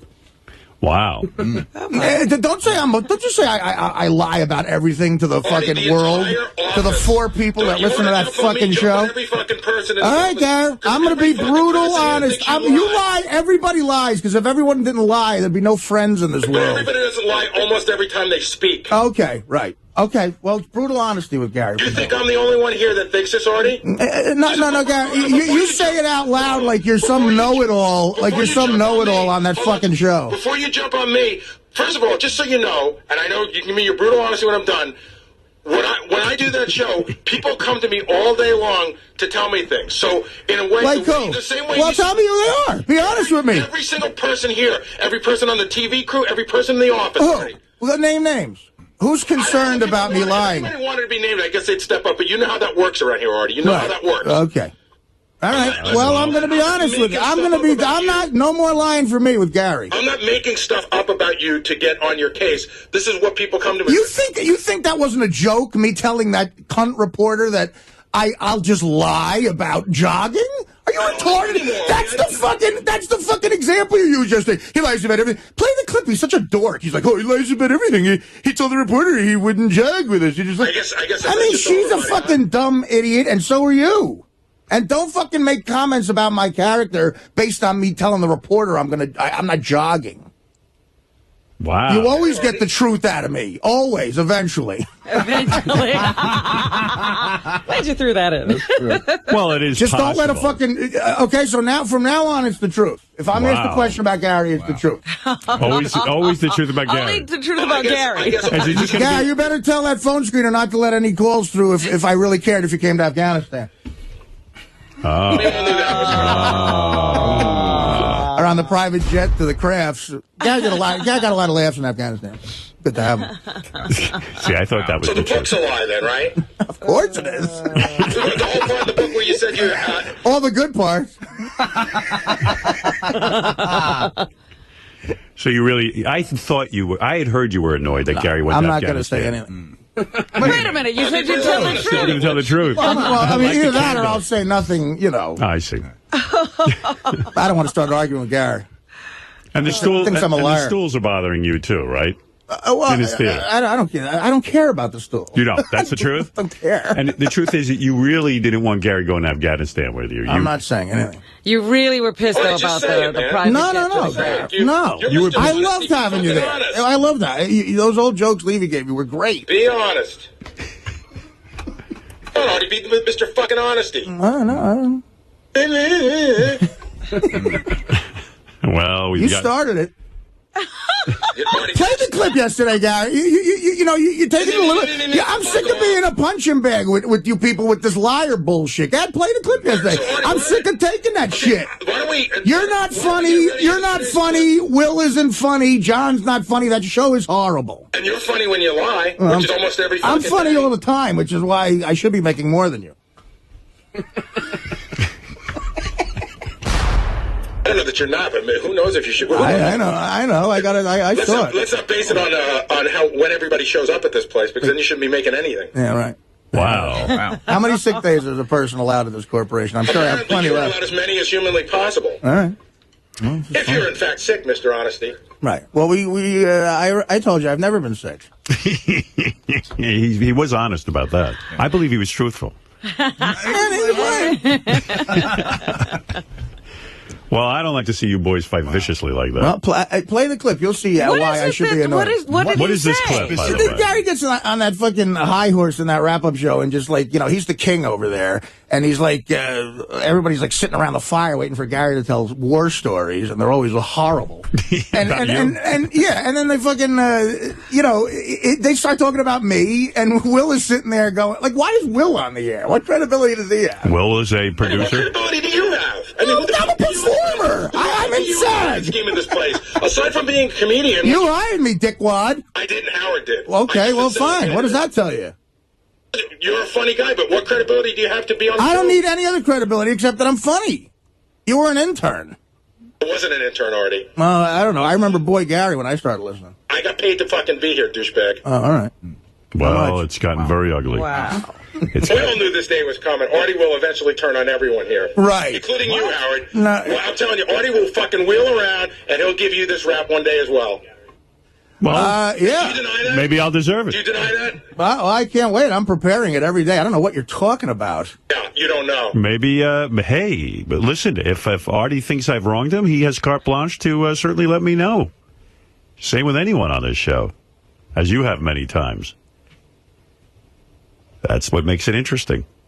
But obviously, you guys have a beef. We'll sit there going, Gary, we don't know what Artie's lying about now. The funny thing about it again is this. And then Gary goes, well, he lies about everything. Yeah, he lies about everything. This is the way everyone here feels about you. He lies about everything. And if anybody had any balls, they'd all come in and tell you. Let's line them up. Line them up. Come on, Eagle fan. Although I got to admit, Gary got me thinking maybe the urine story isn't true. I know. If they keep talking without anybody there to rebut them, they'll make you believe. I mean, the only person there to rebut them is, Will. Is that ridiculous? Is it ridiculous to think that that's a funny line? It might be a funny joke for you to tell that you brought in urine and that it's fake. I mean, is it that ridiculous that you fucking lie about stuff? Why would I lie about that? Why would I come in? Why do you take it so personal that people think you lie? At this point, why would people not think that you tell the truth? Just calling me I'm a liar? I shouldn't take that personal. You lie about everything, Artie. I do not. Oh my God, dude. Give me some examples. About everything. Give me some examples. How about every time he says I wasn't on heroin, I didn't take it. Every time it's bullshit. That's self-preservation type lying. That's like anyone would lie about that. Have you ever lied to a boss? Of course I've lied before. Okay, so what the fuck are you talking about? So I'm saying it's a funny line. It's a funny line to say I brought urine in. I paid a. That's a funny line. Yeah, I think it's funny. It's a good story. It is. It's interesting. I decided to tell it. So fucking insulted. That's why I crowbarred it into the news at 10:45. I don't know. It's still funny, and I don't think it's that ridiculous that people think you might make it up. Because Christ, your fucking track record isn't that great. Right, my track record isn't that great. And call me a douchebag intern or whatever. I'm not funny. I don't give a fuck. I didn't call you an intern. I don't give a shit. I called you not funny. It doesn't matter to me what you think of me, to be honest with you. Well, it doesn't matter to me what you think of me, you dickwad. You're a miserable fuck. So, okay, I think you're a good guy, and I love you, Artie, and I do love you. Well, what is that? You love me, but I'm a miserable fuck, dude. You're the one back there. You're the miserable fuck. Call me a fag, whatever. Hopefully, you punch me. I didn't call you a fag. When did I call you a fag? You called me all kinds of names back there, so I'm going to. No, I never said fag. That's in your own head. And I wasn't. Wait, hold on. I'm not that worked up. I'm just saying it wasn't malicious when I said that. I thought you were lying yesterday. I thought it might be. Wasn't malicious when you called me a liar. Dude, about that, like, why am I on living? No, I fucking make up that I bought. I think what Will is saying is. What is Will saying? I'm getting it now. Now I understand what Will is saying. Okay, thanks. Will is saying, listen, even in your book, you write about all the times that you lied when it concerned drugs. This is another drug story. Right, okay. So the fact of the matter is the guys what are saying, benefit would I get out of this? A couple of laughs? Listen, what benefit would you get out of asking me to What give you a drug benefit do I test? get out of the... No one knows. With this What drug benefit thing do I get out of saying I bought piss? I don't know. I mean, it's funny. Right, you don't know. It's a great story, Oh, so it maybe is. it's just a great story that's part of the Artie persona. Well, you know. another winner. Yeah. Another radio award Dude, for a great honestly, story. I won't bring your name up. I bet I could beat Maria Melito for funniest minute with that one. I thought it was great. I think you could. Matter of fact, I'm putting the made-up buying piss story against anything Maria Melito does this year. All right. Well, thank you, Artie and Gary, having words with Will and. Just so we know, seriously, Artie, I know you could care less. You are literally dead to me in terms of the wrap-up show, and in general too. What are you going to talk about then? We'll talk to each other, and I'll deal with you here as best as I have to. What are you going to talk about? Booking people? We don't have to mention you because you know what? I, like most of the audience, is bored with it. Okay. Right. Fine. Don't fucking talk to me. Send your fucking minion Teddy or whatever the fuck. If you need something, don't fucking deal with me. Don't talk to me. Okay. Don't fucking call me again. You got it. Who should I call when I lie about being sick? Well, Gary. I'm only 6 months ahead of the real thing.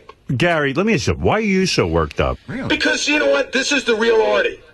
This is who Artie really is. Well, you want me to tell the truth. But Artie's upset I love that he picks this to be mad about. Well, wait a second. Artie's allowed to be mad that you said And I'm he allowed lied. to be mad back. All right. He fucking took shots at me, so I'm allowed to be mad back. Listen. Okay, so why are you? You're not dead to me, Gary. Whatever relationship Artie and I had evaporated a long time ago anyway. Why is that? Why is that? We've been nice to each Why other, is that, Gary? Because I just don't trust you anymore. Okay.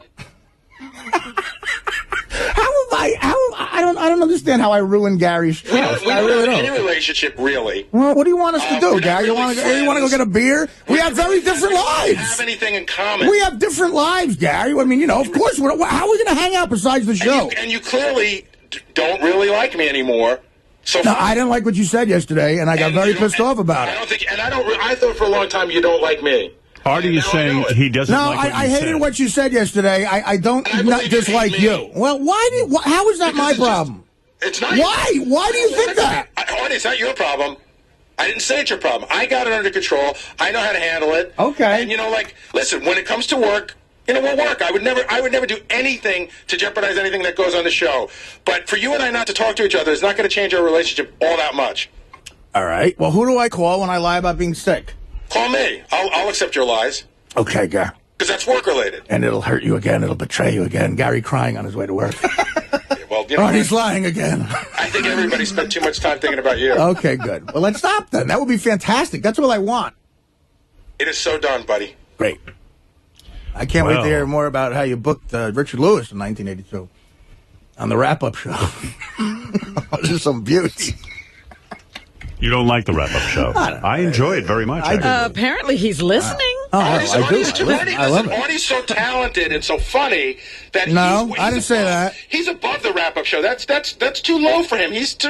I go in all the time. Not really, not anymore. You haven't really been in months. That's not God my knows where you're contract. I go right to do heroin as soon as I leave here now. I have a heroin appointment at 11:15. I can't do the wrap-up show. Is that the truth or a lie?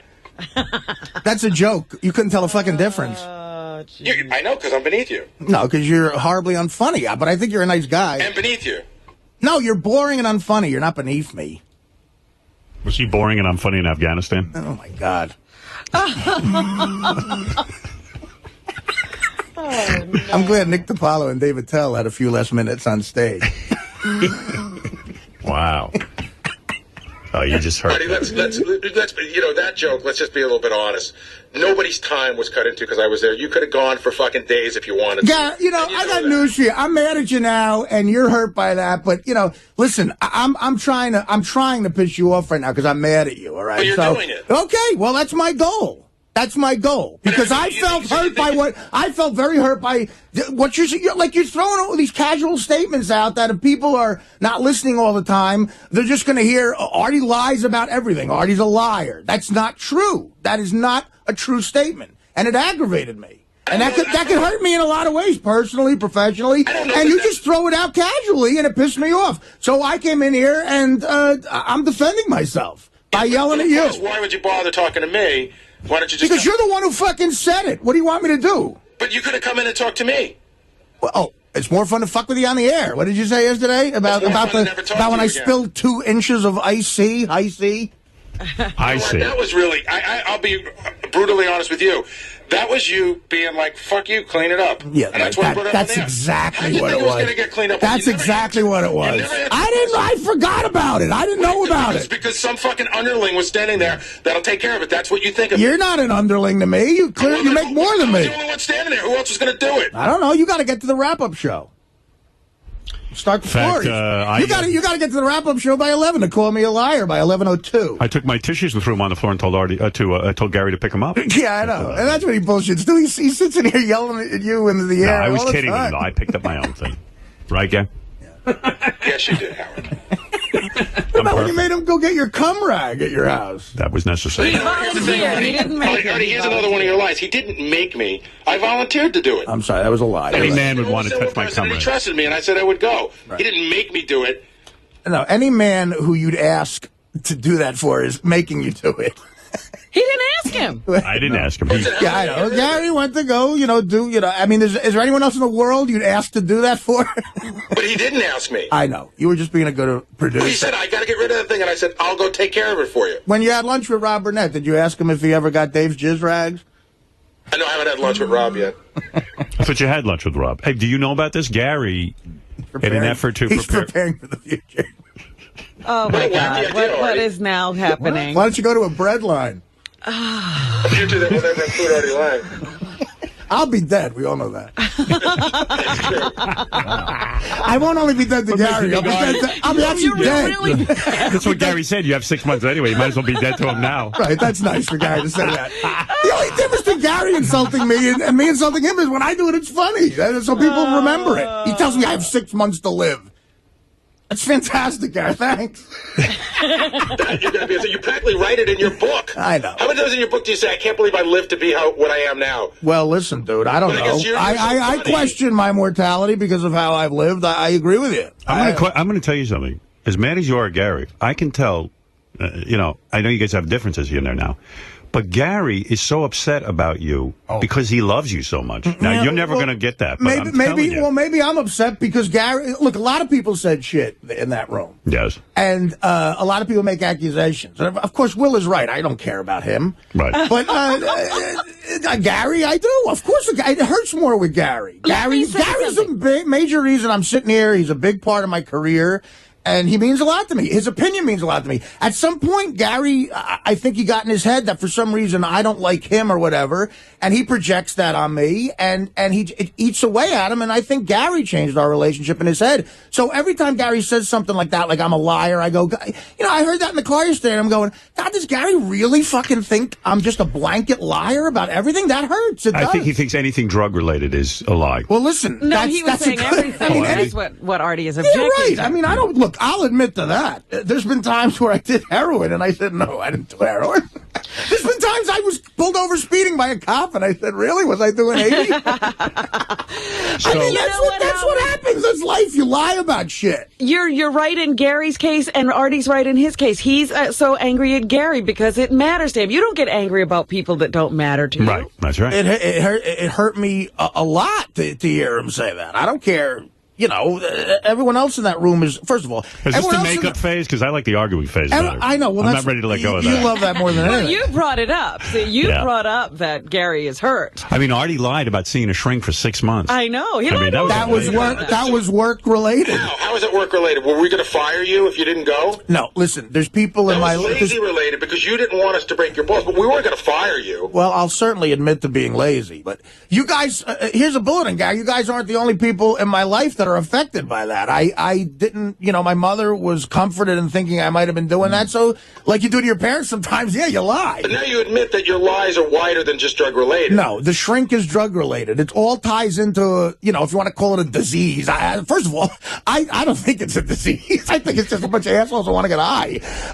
But if you want to call it a disease, whatever, then that's part of it. The lying and all that. I mean, Dr. Drew will tell you that. Dr. Drew did tell us that. Right, of course. I mean, and it compounds and stuff, but I've never lied. Have I embellished stories to make them funnier? Yeah, but that's my job. I didn't lie about buying piss. Is Artie still dead on the wrap-up show, Gary? I think that's a major discussion that you shouldn't give up. I'm not going there anymore. You know the wrap-up show? No, yeah, I'm going to the wrap-up show. Oh, shit. But listen, I'm at the point now where Artie is mad at almost everything I say in the wrap-up show. No, guys, that's a lie. How am I mad at everything you say in the wrap-up? Mad, and Artie's, I'm not mad at you. I think it's funny. And Artie's quite honestly bored to tears by me. Oh, but listen, now I don't know what I can and can't say about. I like when you discuss Artie. I think you should continue to do I it. like when you discuss me. It fascinates me. I don't know what I can and can't say about Artie anymore. You can say everything. Say whatever you want, Gary. How am I your boss? I'm not telling you what to do. He's just telling you didn't like it. Right. The show's working. You want me to not? Yeah, I'm reacting to it. You're like the Rush Limbaugh of Artie. Like, in other words, you say stuff and it provokes. It's a provocative show. You've gotten a response. It means it's not boring. Artie's your Democratic Party. You know what's so crazy about Gary, too? He's in this cloud about my opinion with the Afghanistan shit.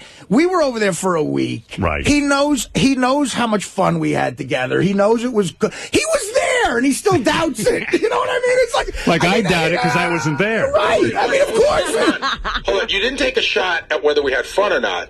You took a shot about whether you wanted me there. Whether we had fun or not isn't the... Garrett, listen, I came in here today knowing that you're so insanely sensitive about that, and I was pissed off at what you said, so clearly I'm trying to make you mad. So you know what? Here's the really fucked up thing. This is what it all comes down to.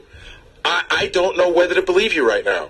I swear to God, I don't know. I don't know what the truth is. Did you really like having? I think he liked having you in Afghanistan. I think Artie sees that he upset me so much that he feels now bad. he's reeling it in, and I don't know. Listen, whether man. I don't know the truth of the lie is anymore. No. I did upset you. Mission accomplished. Did you mean it? Yeah, Garrett, listen, man. Did you mean it, Artie? If you can't tell whether or not if you can't tell whether or not I wanted you there by our experience there together, then that's fucked up. I mean, maybe you didn't want him there, and it turned out better than you thought. Right, that's the whole point. I don't doubt that we had a good time there, but I'm still not sure that you wanted me there. Okay, all right. Well, did you want him there? Yes. I don't think that's honest. Oh, boy. I got to go with Gary on this one. Come on, Artie, be the brutally honest guy. You're a better You said you were going to be actor than brutally that. honest. Be brutally honest. You did not want Gary in Afghanistan. I'll tell you what. It's fucked up because we were just arguing and yelling, but I did want him to come. I believe you're being truthful. I don't know. I don't know. He's being deceptive. Do you want to take a lie detector test on that question alone? I'll take it. You will. Sure. You will take that. Because I just want Ed Torrey in here for any reason. Right, me too. Do you want Artie to... nothing drug-related to say, just one question. Did you want Gary in Afghanistan? Well, if I would certainly take that lie detector test, but... You know, again, that fucking detector test isn't credible. It said Ralph is gay. Ed is one of the top guys in the country. What are you talking about? Any lie, not just Ed. Right. Ed is You're just saying the... in general. In general, the test. You don't buy it. Yeah. Do you want him to take the test, Gary? No, I just wanted to tell the truth. I don't need a test. Just, Artie, tell the truth now, and then I'll accept it. Well, Artie says this is the new truthful Artie about you, so here it comes. I'm going to ask him one last time. Okay. Artie, in light of the fact that you are the new truthful Artie, and you're going to talk the truth, because Gary told the truth. He feels you lie about everything. Everything, Every fucking thing in your life is a lie. See, this is good with how All right, so now... If you said this was Thursday, you'd be lying. Right. We don't even know if you know what day it is. So here's the thing, Artie. It's the last day before we have a day off. Did you want Gary in Afghanistan? Yes. You know what? He gave me this smile too before he said it. No, I did. You looked at Gary and you looked at Gary and you felt bad for him. You're looking at that TV screen. No, that's not true. Yeah, that's not, I mean, you feel bad for him. He does have a Bob Cratchit look there. I believe Artie did not want. I believe Artie is lying now and does not. Well, want that's what you're saying. Yeah. I think Artie had a different idea in mind when he was crafting the whole thing. He's a mastermind. Artie's idea was to go to somehow score pure heroin in Afghanistan. When I was crafting Operation Merce. And he had a whole scenario of who he was going to invite and certain people he needed for various aspects of being Artie. And then Gary said, I'd like to go. And Artie, had to change his plan. I had someone else in mind who was a friend of mine. I didn't ask Gary the same reason I didn't ask a guy like Fitzsimmons or even Levy. They have kids, and I just try, I said no to kids. But Gary was aggressive, and he brought it up. So I'll say that I did have a friend in mind to come. Right. But when Gary wanted to come, that took up the other seat. And look, Gary is a guy known from the show. Anybody who's a fan of the show would love to see Gary. So, well, there you go. So, you know. The friend wasn't going to perform, correct? No, he wasn't. That's important to in other words, I didn't take up a performer's spot. Right. He wasn't performing. No. But let's face it, your friend would have been a lot more fun than Gary. Quite frankly, my friend might have got lost in the poppy fields. I don't know what Artie's friend was going to do there. Artie was sleeping most of the trip. Yeah, well, that's not a lie. So how about the Crafts? In the beginning, how about when the owner of the New England Patriots? Right. I want the truth now. Okay, I'll give you the truth on all this stuff. When the Crafts, Yeah. that's the Kraft family. They hired you to do the birthday, and then all of a sudden, Gary somehow glommed on.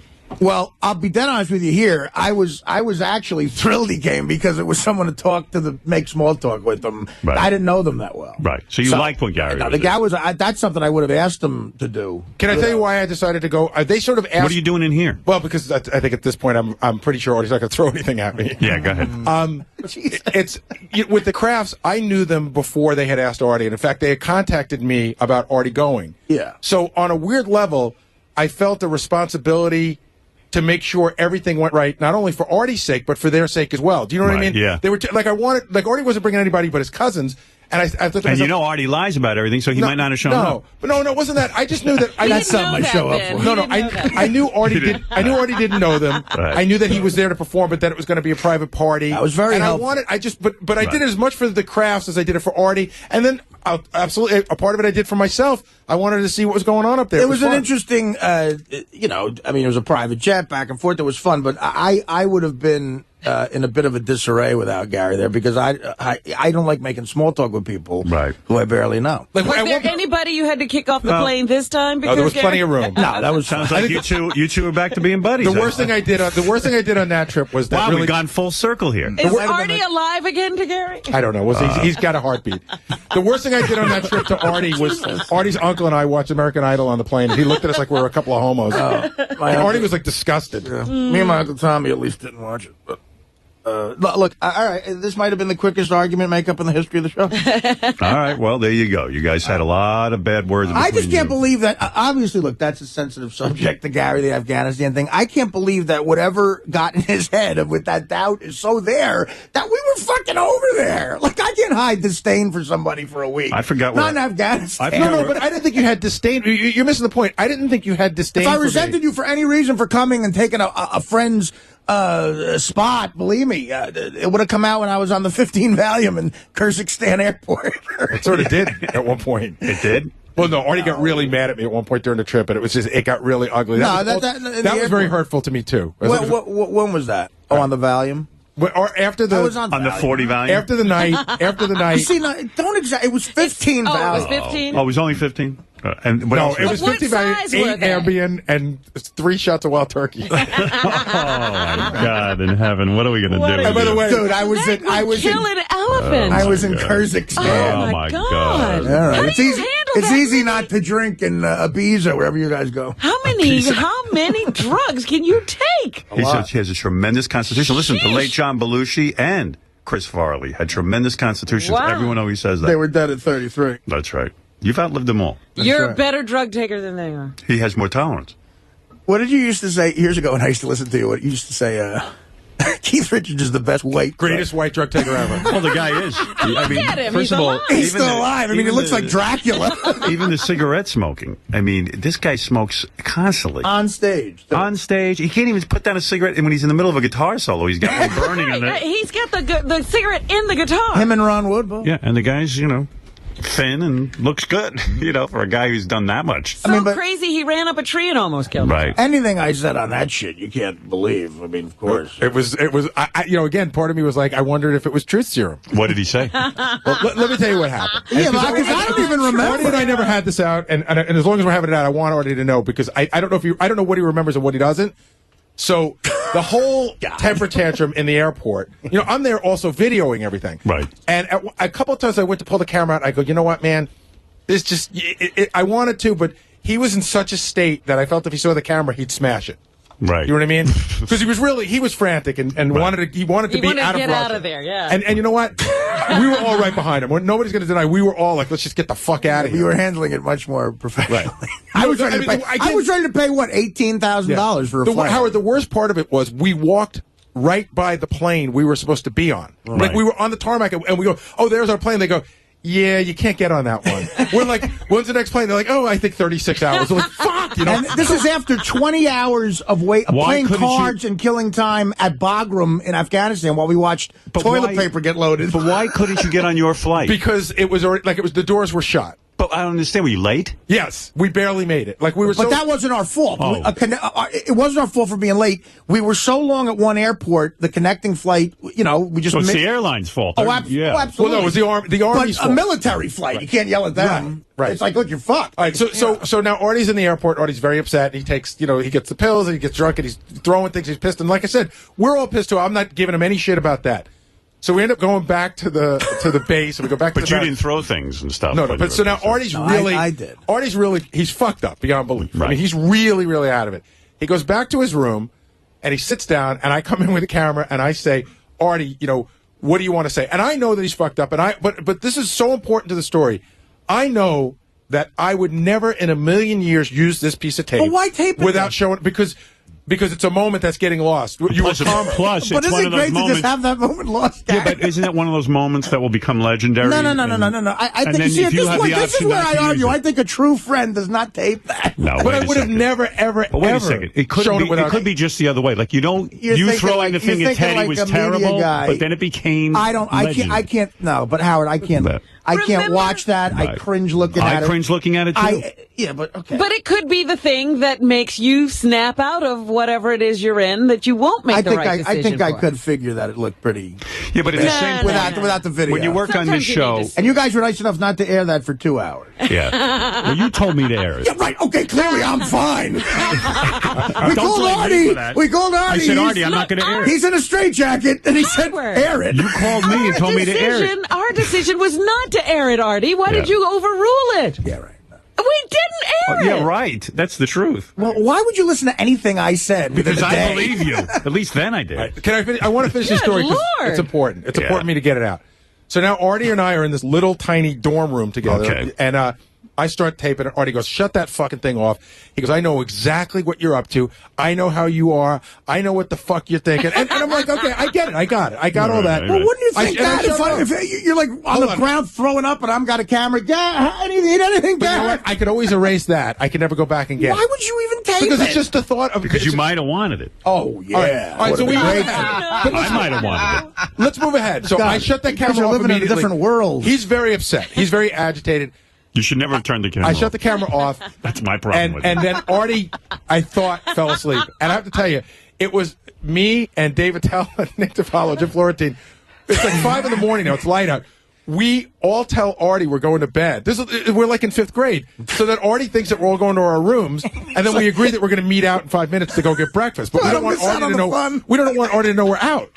So we're standing out in front of the barracks, and we're all having this conversation like, oh my God, Artie's so fucked up. We're just sort of like, decompressing and everything, and all of a sudden the teller goes, oh shit, there he is. He's out. So Artie was out. It was like, fuck. And that's when like Artie he got out in front of everybody, and I don't know what Artie remembers and what he doesn't, but in front of this group of guys, Artie came right at me physically. Yeah. And he's like, you motherfucker, I know you, more of the same, you fucking cocksucker, you piece of shit, and just started calling me the worst names you can imagine. Wow. And then the next morning, the next afternoon, I slept right up and half. Artie got up, and when he saw me, he goes, yeah, by the way, last night I was a little out of line. All right, let's go get some breakfast. Yeah. So that was, I forgot. I don't remember I was all terrified, Howard. And I wasn't sure what Artie remembered and what he didn't. So there's a part of me that I've always thought, does Artie know what he said to me?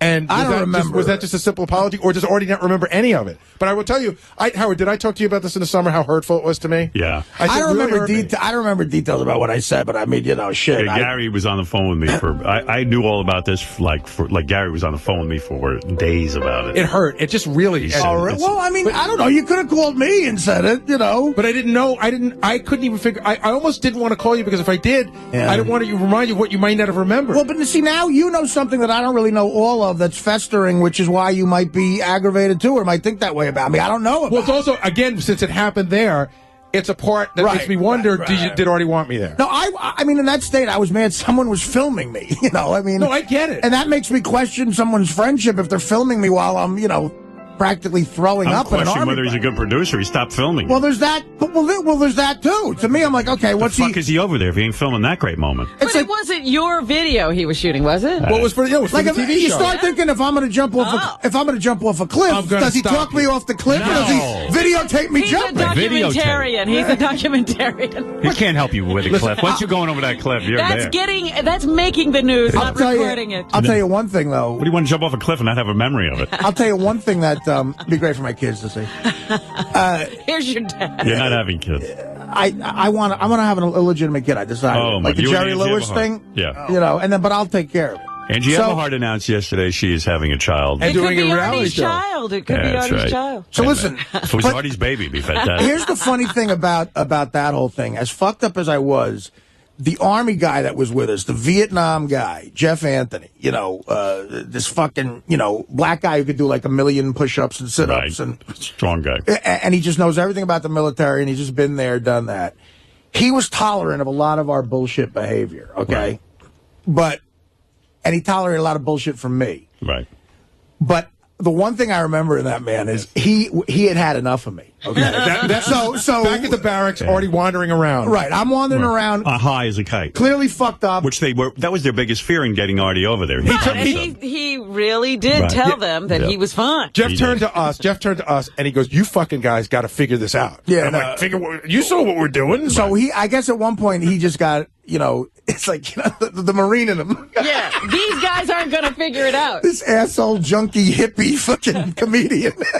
So he went over to me, and this I do remember, and he grabbed me by the shoulder. Now, I only knew this guy to be a friendly guy the whole time. He grabbed me and he got me in like a mini headlock. and he looked at me, you make friends wherever you go. He looked at me and he said, "Listen, motherfucker, this is an Army base, okay? You get the fuck inside and go to sleep."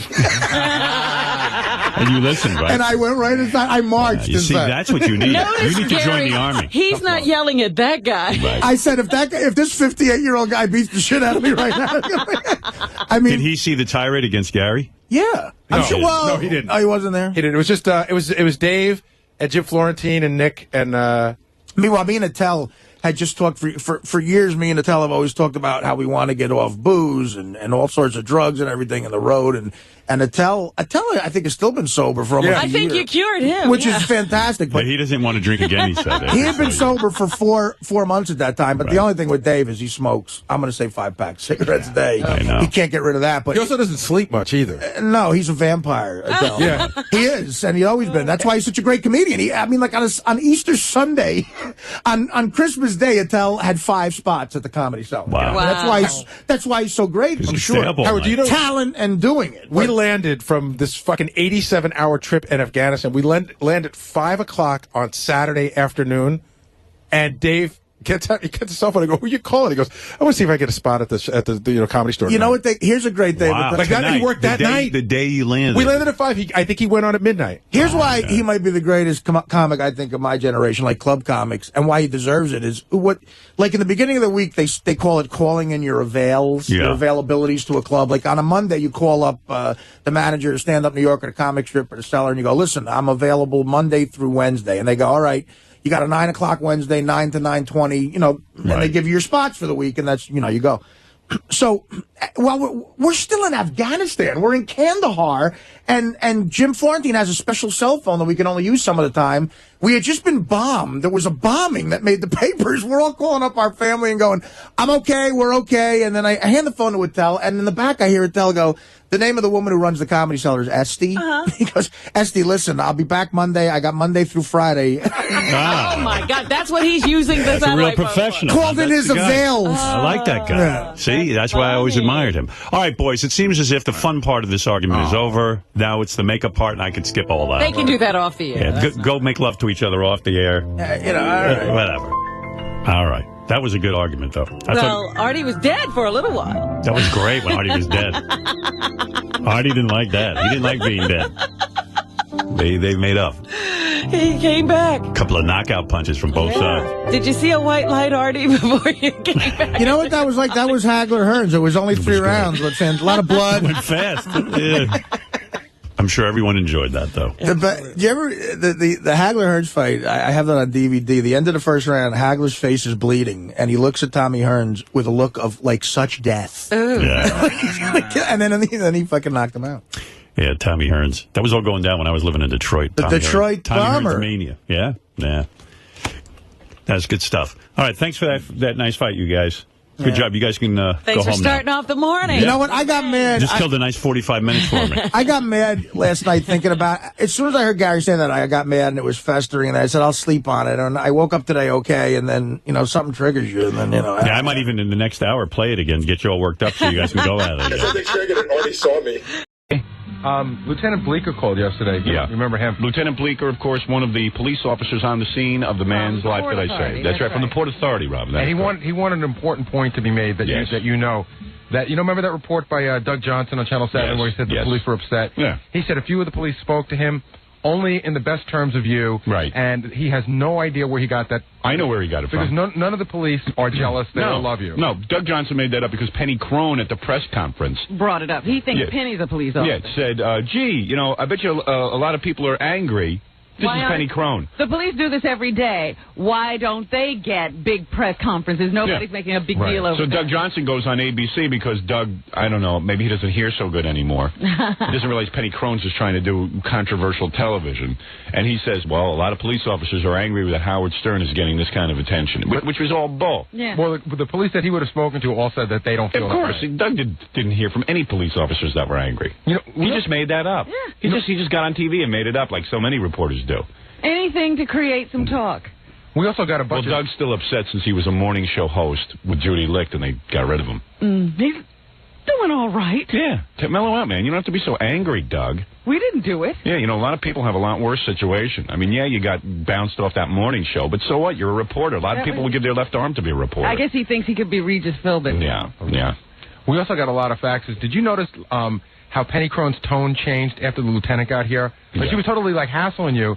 Then all of a sudden he got here and it legitimized everything, and then she quieted down a lot. Yeah, well, she was being real annoying. You know what? I'm writing Penny Crone off for a variety of reasons. I don't want Penny at any more press conferences. She's banned. Is that right? Yeah.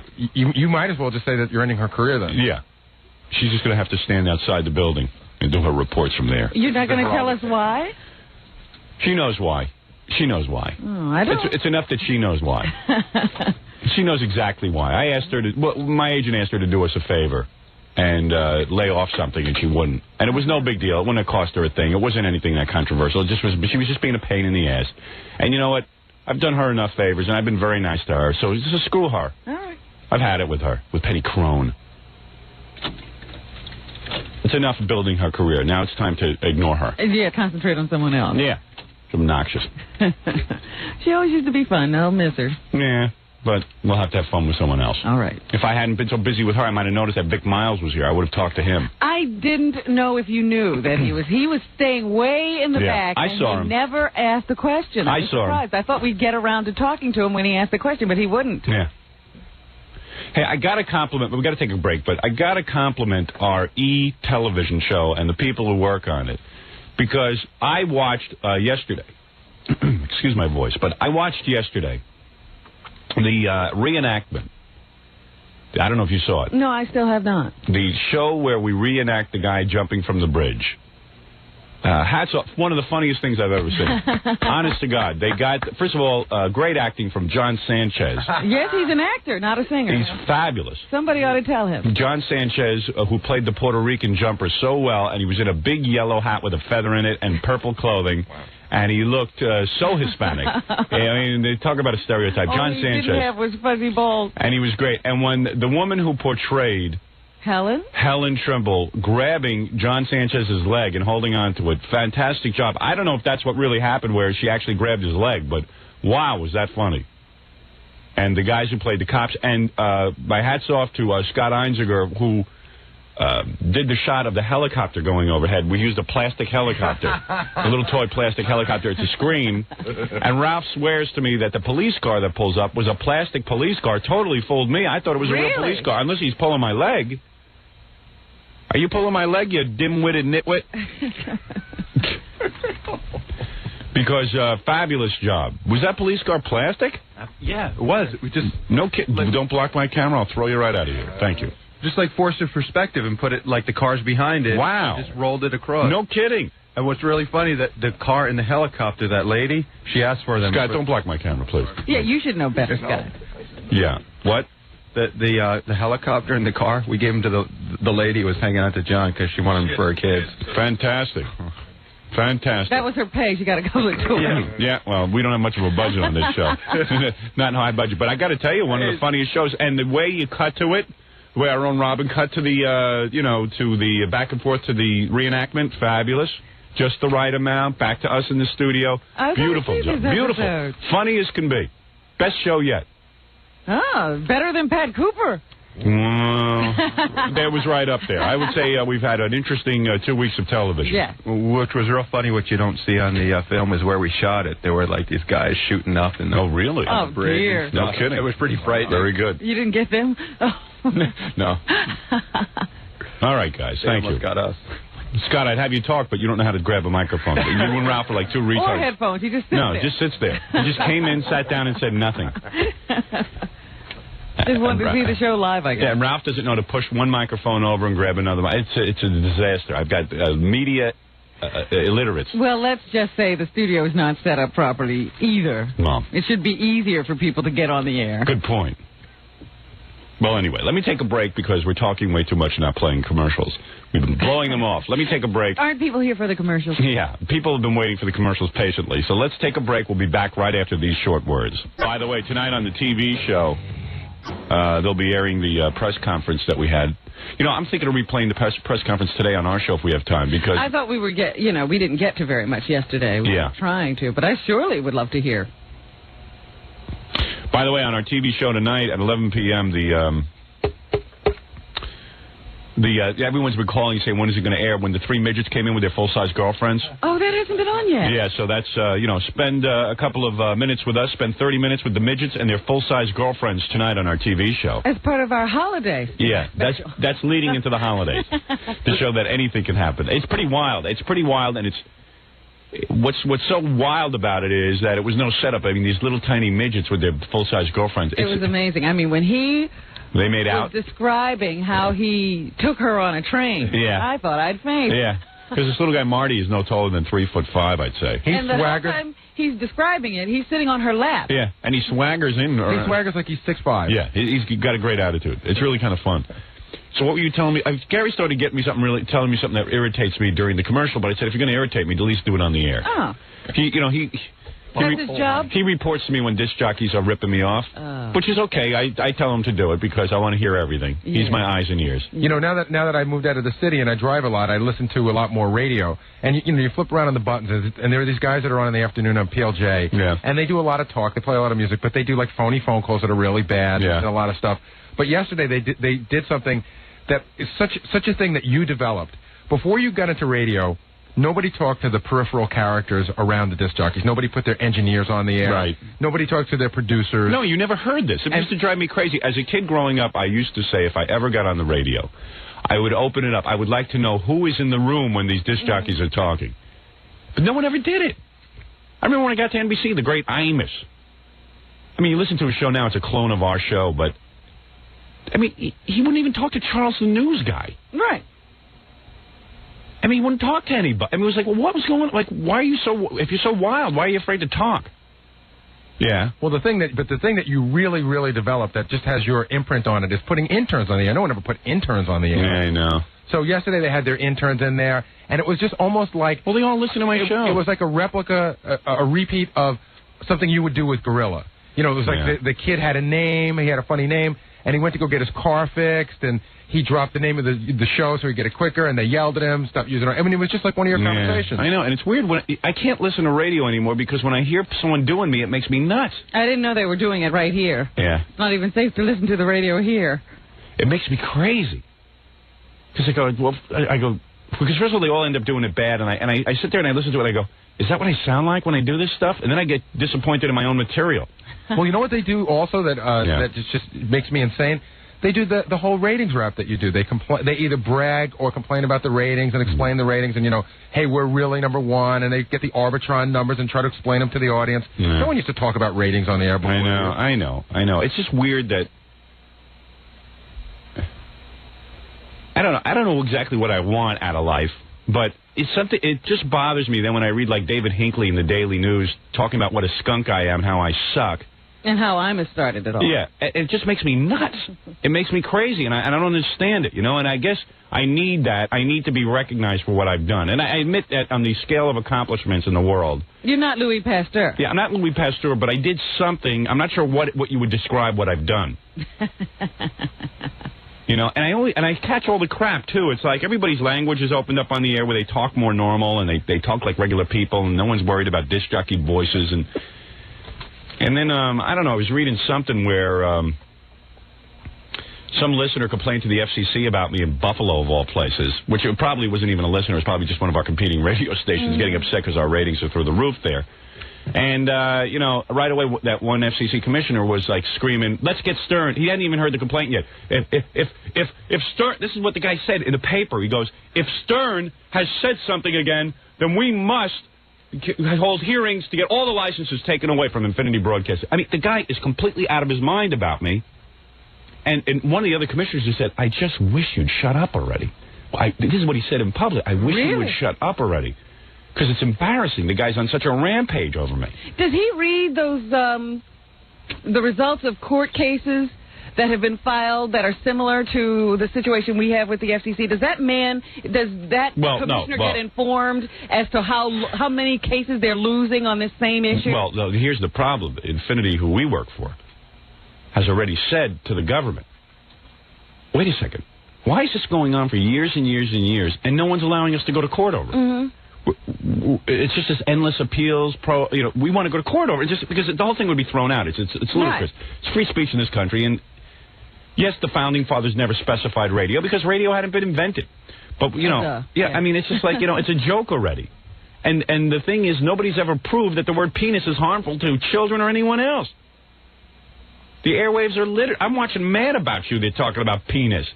And about how Paul Reiser can't get it up or something. And haven't... Yeah, I mean, what is this? Who are you kidding? How can you still just go after me selectively and make it an issue about me?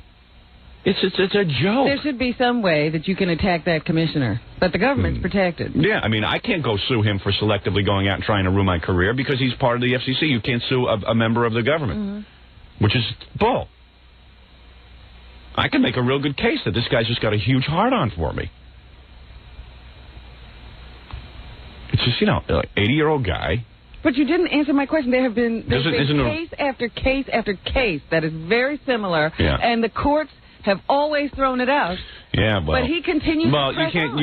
You just can't win against the government. This is what I've said. You cannot win. So I've chosen to ignore it on the air. I don't even talk about it. But yesterday I got so steamed when I read this. I just said, this is an outrage. This is sick. The government's just...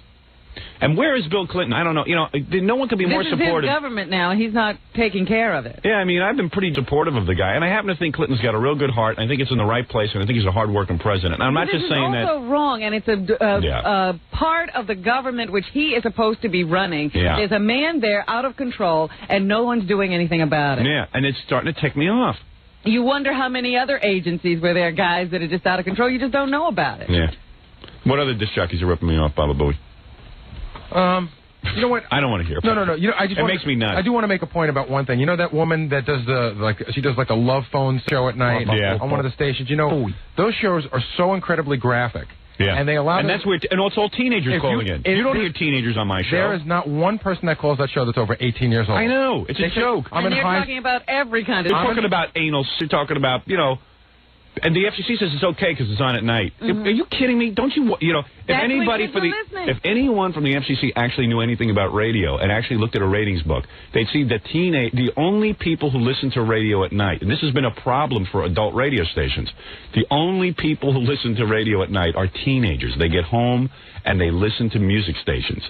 It is ludicrous to believe that there are unattended teenagers listening from 6 to 10 in the morning. Right, when everyone's home. It's the only time parents are home. That's what we used to do. We used to go get the radio at night, go to our room, and listen to it alone. Yeah, think back to your own youth. That's when I listened to radio. I couldn't listen in the morning unattended. My parents were listening for weather reports. I was busy. My mother was busy getting me ready for school. Yeah, we wanted to know what the weather was going to be like and if school was open. They had a girl on one night. She called up and she says, I'm 12 years old. I'm a junior in high school. Yeah. Was it 16 or 17? And she started to go into this whole thing about how it's really painful when she has with a boyfriend, but cracking all these jokes to the 17-year-old about what she can do and can't do. Yeah. And the government's going to tell me that's okay because it's on at 11 o'clock at night? It starts at 10. At 10? You're telling me teenagers aren't listening to that? Come on. And you know what? I have no problem with teenagers listening to that. That's okay with me. I don't think it's such a horrible subject for anyone because we're all going to end up doing it. And we all know we got penises, and we all know we got vaginas, and it's just, you know... Nobody's been able to stop it yet. Yeah, and I think it would probably be a lot healthier if we were just real open about everything. But, you know, what can I tell you? We have the worst pregnancy rate of any teenage pregnancy rate of any industrialized country. Everywhere else where, they show breasts on TV and people talk openly about... They don't have these problems. Yeah, I mean, we're screwing around like rabbits from the time we're 12 in this country. But we pretend we aren't. Yeah. Yeah, it's just weird, and every time I get into the irony of this and how stupid the whole thing is, because you're not talking about murder or violence, you're talking about... It's just a goof. It's just a total joke. It is one big plot aimed at getting me. And if you don't think that's true, check out what the guy from the FCC said yesterday.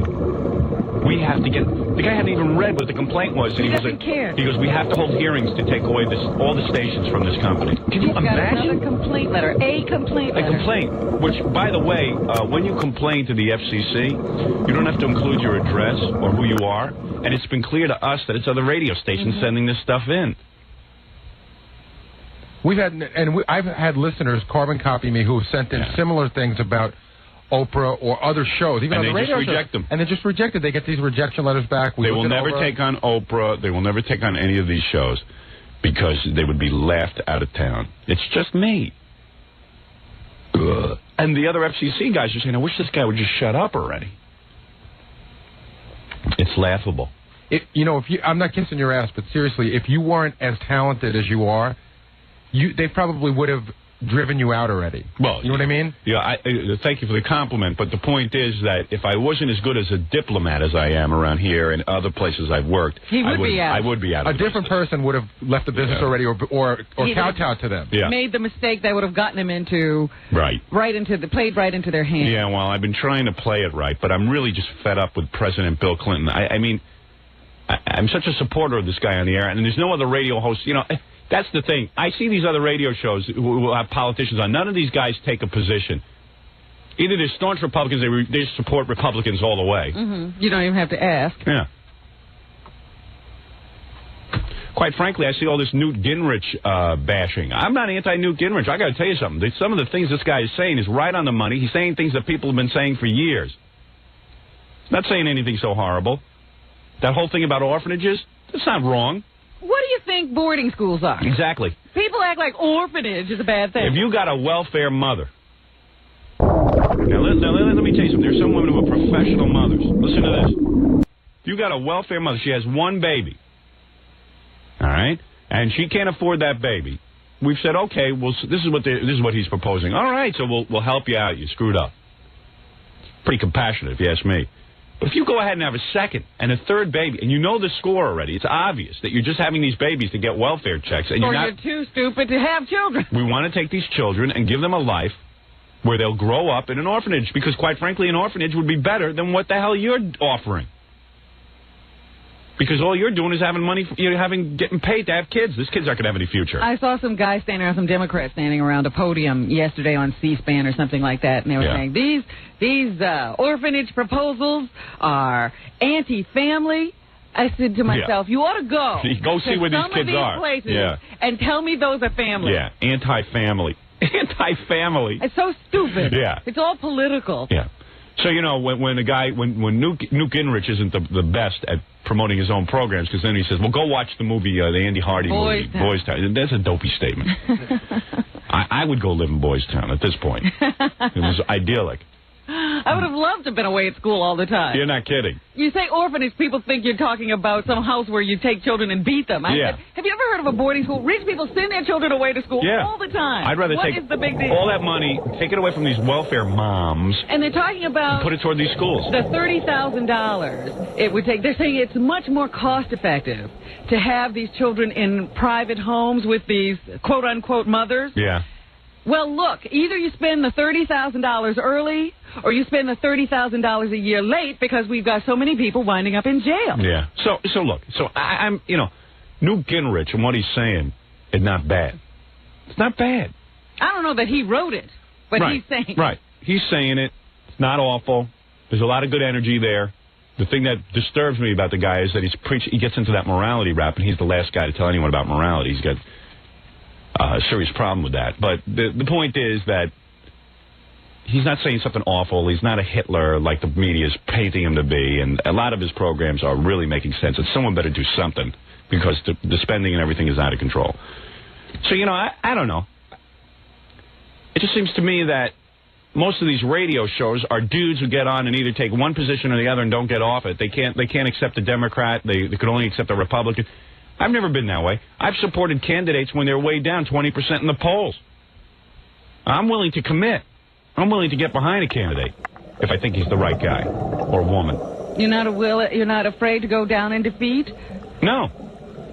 And I think we've influenced enough elections now to prove that we can actually get people in office. But where's the payback? Nothing. Yeah, we get nothing. Where's Clinton, man? Clinton could choose to ignore the fact that I was on the radio in about 20 major cities getting him votes. And that he's going to come up for election again. Yeah, so do something behind the scenes. I don't need you to take credit for it. Just do something about it. Get him off my ass. Or even make a big deal and get in the paper. Just make it quietly go away. Do it however you want to do it. Whatever's politically expedient. You do favors all the time for people. Don't tell. That's how politics is played. Get rid of this nuisance. Do it. Just get it done. Stop with the nonsense. Can't get it done. Can't get it done. They gotta press on with this stupid agenda when there's all kinds of problems. When I can't even get the E channel full time, look into that. Why I can't get the full array of cable channels when I'm paying for them. That's what the FCC should be monitoring. Of course. But in the meantime, I think they're sort of helping cable companies jack up prices. Yeah. Instead, you got some guy shooting his mouth off. Say, hey, maybe we ought to do a psychiatric evaluation on the guy. That they don't do. Maybe maybe at some point at 80 years old, you get a little over the hill. Or a little out of touch. Yeah, if a guy starts making wacko statements where, hey, I got to see that, we got to take away licenses. I mean, And if a guy seems to be preoccupied solely with one person in the entire country, you got to know there's something wrong there. There's a potential that the guy could be feeble. For God's sakes. I'm not saying he's feeble, but there's a potential to say, hey, wait a second. If fellow FCC commissioners got to say to this guy, hey, stop talking already, button your lip. Then somebody look into it. Where's the president? Come on. Let's get with the program. Well, who runs the FCC? How does it work? It's a presidential appointment. The head of the FCC is appointed by Bill Clinton. You tell me. But the point everyone. Good. Calm down. Does that person get to do whatever he wants? No. The head of the FCC is directed by Bill Clinton. No, I don't care who picked him. I told you the head of the FCC directs the agenda of the FCC. Then why do we still have a problem? That's what I'm asking. That's the question. That's the question. Why do we have a problem? We shouldn't anymore. And Clinton knows about this. Roger has mentioned it to his brother. I mean, people have said things to Bill Clinton. He knows about this. We have a huge amount of audience in Washington. He must have heard something. Yeah, believe me. There's lots of guys listening to this show who actually see Bill Clinton every day and have said something to him. Get off your ass and do something, man. Because you're not going to have me in your corner in 1996.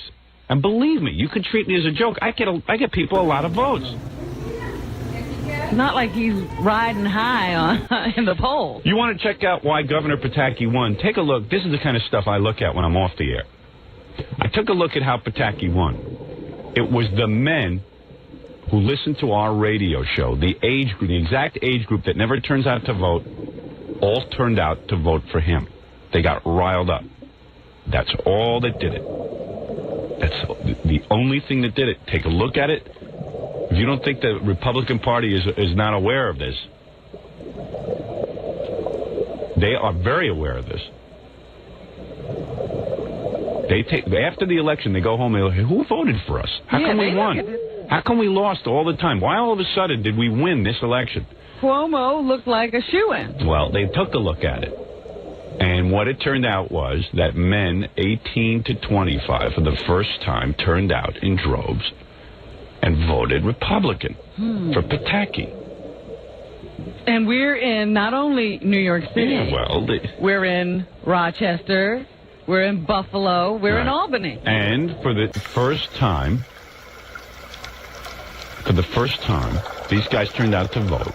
And 2 weeks before we threw our endorsement and started campaigning heavy for the guy, they weren't voting. Yeah. So why did they come out all of a sudden? Anyway, so that's it. Enough of my problems. We have plenty to get to. I got to take some phone calls. I'm thinking of replaying the press conference that we had the other day on the air. That's right. We forget you're a hero. I know. I'm a hero. Forget about everything. I'm a hero. I'm a hero. Let's take a break, and we'll be back right after these words. Phoebe Snow. Yeah, Phoebe Snow. Singing about that I'm a hero, of course. She was inspired. Phoebe Snow is amazing. She's a national treasure. She really is. She is great. She is great. Oh, this is Mariah Carey singing about me. All right. Mariah didn't even know that you were going to save this Latin man when she wrote this song. That's right. Phoebe came into the studio, very gracious of her. She came into the studio last night around 5 o'clock. Is that right? I didn't know that. And worked with Fred Norris, producer. Oh, that's and, wonderful. Who engineered that, Bill? Mr. Cates. Mr. Cates. Mr. Cates engineered that. Bill Cates. Quite nicely. And Phoebe, thank you. Beautiful. Phoebe overwhelmed by what I had done and just needed to sing about it. You know the funniest part? Sorry? The funniest part of that whole thing is after we got it done, Kathy walked in, Kathy, the secretary. Kathy Tobin. And she wept when she heard that. Yeah, Kathy was in tears. Weeping, literally crying. What, was she tired? Very tired. Just wanted to go home? She was so moved by the words and the performance. Maybe psychiatric evaluation for Kathy, which is in line. I think it's because Phoebe did such a great job. Yeah, it's very moving. And Kathy's very, very sensitive. Yeah, very sensitive. She'll cry at the drop of a hat. But, no, very moving. I was almost moved to a tear. But I'm heartless. So, very beautiful. Phoebe, congratulations once again. I guess when you have the right topic, Phoebe, hit is easy to make. And, of course, you haven't played the Maureen McGovern song again. No, I'm going to play that. Listen to that. That'll be coming up. Maureen McGovern, great Broadway star, singing about Howard. Many different tribute songs coming out of this spectacular moment where I became a hero. Did you put music or guitar behind Carly Simon? Fred worked on that as well. Oh, Fred, wonderful. musical genius. That'll be debuted here today as well. You're on the air. Hello? You may address me as hero. Yes. Oh, by the way, there's a woman out in our, well, I'll tell you in a minute. Yes, what can I do for you? Who am I speaking to? You're speaking to the hero, Howard Stern. El Locutor. As the Spanish call me, El Locutor. El Locutor. I am? Yes, you are. Well, how come I'm listening to you on the radio? Because you are stupid. You shouldn't have your radio on. As El Locutor, he must tell you the truth. Yes. As a matter of fact, as a hero, I should have. No, not because you're stupid, because you were confused, that's all. You didn't realize. You shouldn't listen to the radio and be on the phone because there's a delay. Yeah, I have to try to be nicer. Robin? I have to try that I'm nicer. Even when someone's stupid, I'm going to try and be gracious. All right, okay. go ahead. Watch me turn over a new leaf. Wait. All right, watch this. Wait. We'll take How come you sound so tired this morning? Well, why don't we... Well, maybe because I'm saving lives, my dear... Well, that's probably because I... Howard, you don't know when to stop. You really just don't want to know. Maybe you're just one of those that don't think about radio, and this is what people want to hear. Maybe I do. Why don't you go jump over? Why don't you jump over? Why don't you take your ugly face and go right up into the water? Tell me what my audience wants to hear. And you want to know something? Tired of your talking about being a hero? But I want to know how come your wife doesn't do anything with herself? Like, your relationship is so lopsided. I mean, you're Howard Stern, and what does she do? What do you do? Tell me what you do. Let me hear what you do. Well, I'm a student. Oh, you're a student? Yes. So have you ever worked? Yes, I'm working now. Oh, what do you do? Let me hear what you do. Market research. What? market research. Yeah, well, let me tell you something. Let me ask you something. You think what you do is important? Well, I try. Yeah, you think raising 3 children is important? Yes, I Oh, you do? You think that's important work? I don't Excuse even me. understand what she's saying. She's just trying to get me going. This little who hasn't lived, who probably hasn't gotten laid her entire life. Of course I have. No, you haven't. Excuse me. Well, it's What do you want my wife to do? Why is it your business? I read your line. It's just, I just want you to be happy. That's all. Excuse me. What do you think my wife should do? Let me hear. You sound like her friends. What do you think my wife should do?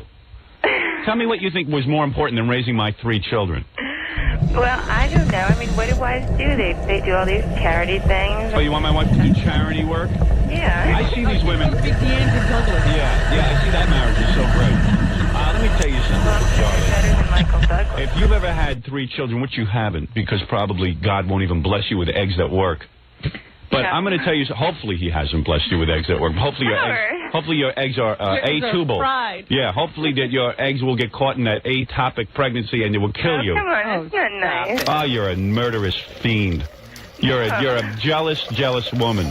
Judging my wife. Let me tell you something. I think you need somebody listening to your show on the outside that doesn't know you and, like, giving you advice about... Oh, would that be you? Yeah. Well, let me ask you something. If I'm the highest rated personality in the country, if I am the most successful, my books, everything else, why do you feel that I should take advice from someone who hasn't accomplished these things? Because I think you could just be a little bit better. I mean, have you proved to anybody that it's not just a fluke, that you weren't just the guy that like, did this, and that there couldn't be just someone to come along and replace you? Stupid ass, you haven't even worked for a living yet. And in market research. Let me tell you something. I have been doing this for 20 years now without anybody telling me what to do. 20 years? Yeah, 20 years. 20 years ago, I was in college, sitting there on my fat ass like you. If you keep saying that, you're going to be like that guy you were just complaining about. Who?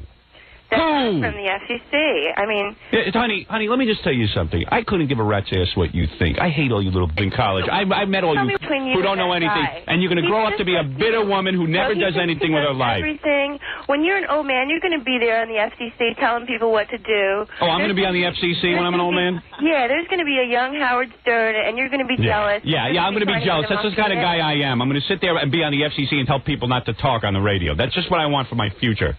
Well, you are a nitwit. You end up like Ronald Reagan. Yeah, what's wrong with ending up like Ronald Reagan? Well, he has Alzheimer's. He has Alzheimer's. Well, let me tell you something, honey. She knows how to prevent this? Yeah, she knows how to prevent Alzheimer's. If I somehow get an outside advisor, I won't get Alzheimer's. Oh, boy. You are so foolish. What college do you go to? What college do you go to? Hey, tell me what college you go to. Everything that you do. What college do you go to? Robin is the only person that tells you when... What college do you go to? The only thing is she's been around you so long that sometimes... I don't know anything either anymore. Right. Yeah. What college do you go to? You want to take my job? Well, how come you're listening? No, I couldn't take your job. I wouldn't know what to do with all that money. But I really would just love to be able to... What college do you go to? I told you already. You didn't tell me the college. BMCC. What? BMCC. BMCC, Bowel Movement College? No, Borough of Manhattan Community College. Oh, you're an idiot. No, I'm not. You're a frigging idiot. You know the borough of... You know what you need to... Borough of Manhattan Community College? What do you need to get into that college, Robin? You want to know what you need? A driver's well, license. I'm going to go into City College afterwards. Oh, boy, that's hard. Boy, you really challenge yourself. Look, my best friend is Estee Lauder's grandniece. Yeah, big deal. How stupid must you be to go to that college? Well, I don't know, but her boyfriend is in Hollywood, and I'm going to be an actress. Yeah, you're not going to be anything. So, you know... I mean, you're a pig. You know, I'm going to walk up to you one You're day poison. and say, like, Howard, you know, hi. Yeah, no, you're not going anywhere. You are not going anywhere. I can see you're Why stupid. doesn't she come in here, Miss Actress, and I'd love let her to. see her? Come See down who's here gonna and be act. a big Where are you? You live in Manhattan? Yeah. All right, get over here. I'm at 600 Madison Avenue. Come over right now. All right. And come over here. I'll do a scene with you. I want to see how you act. A scene? Yeah, I'm going to do a scene, an acting scene. I want to see you act. You mean on the radio? Yeah. Even an improv, whatever you want.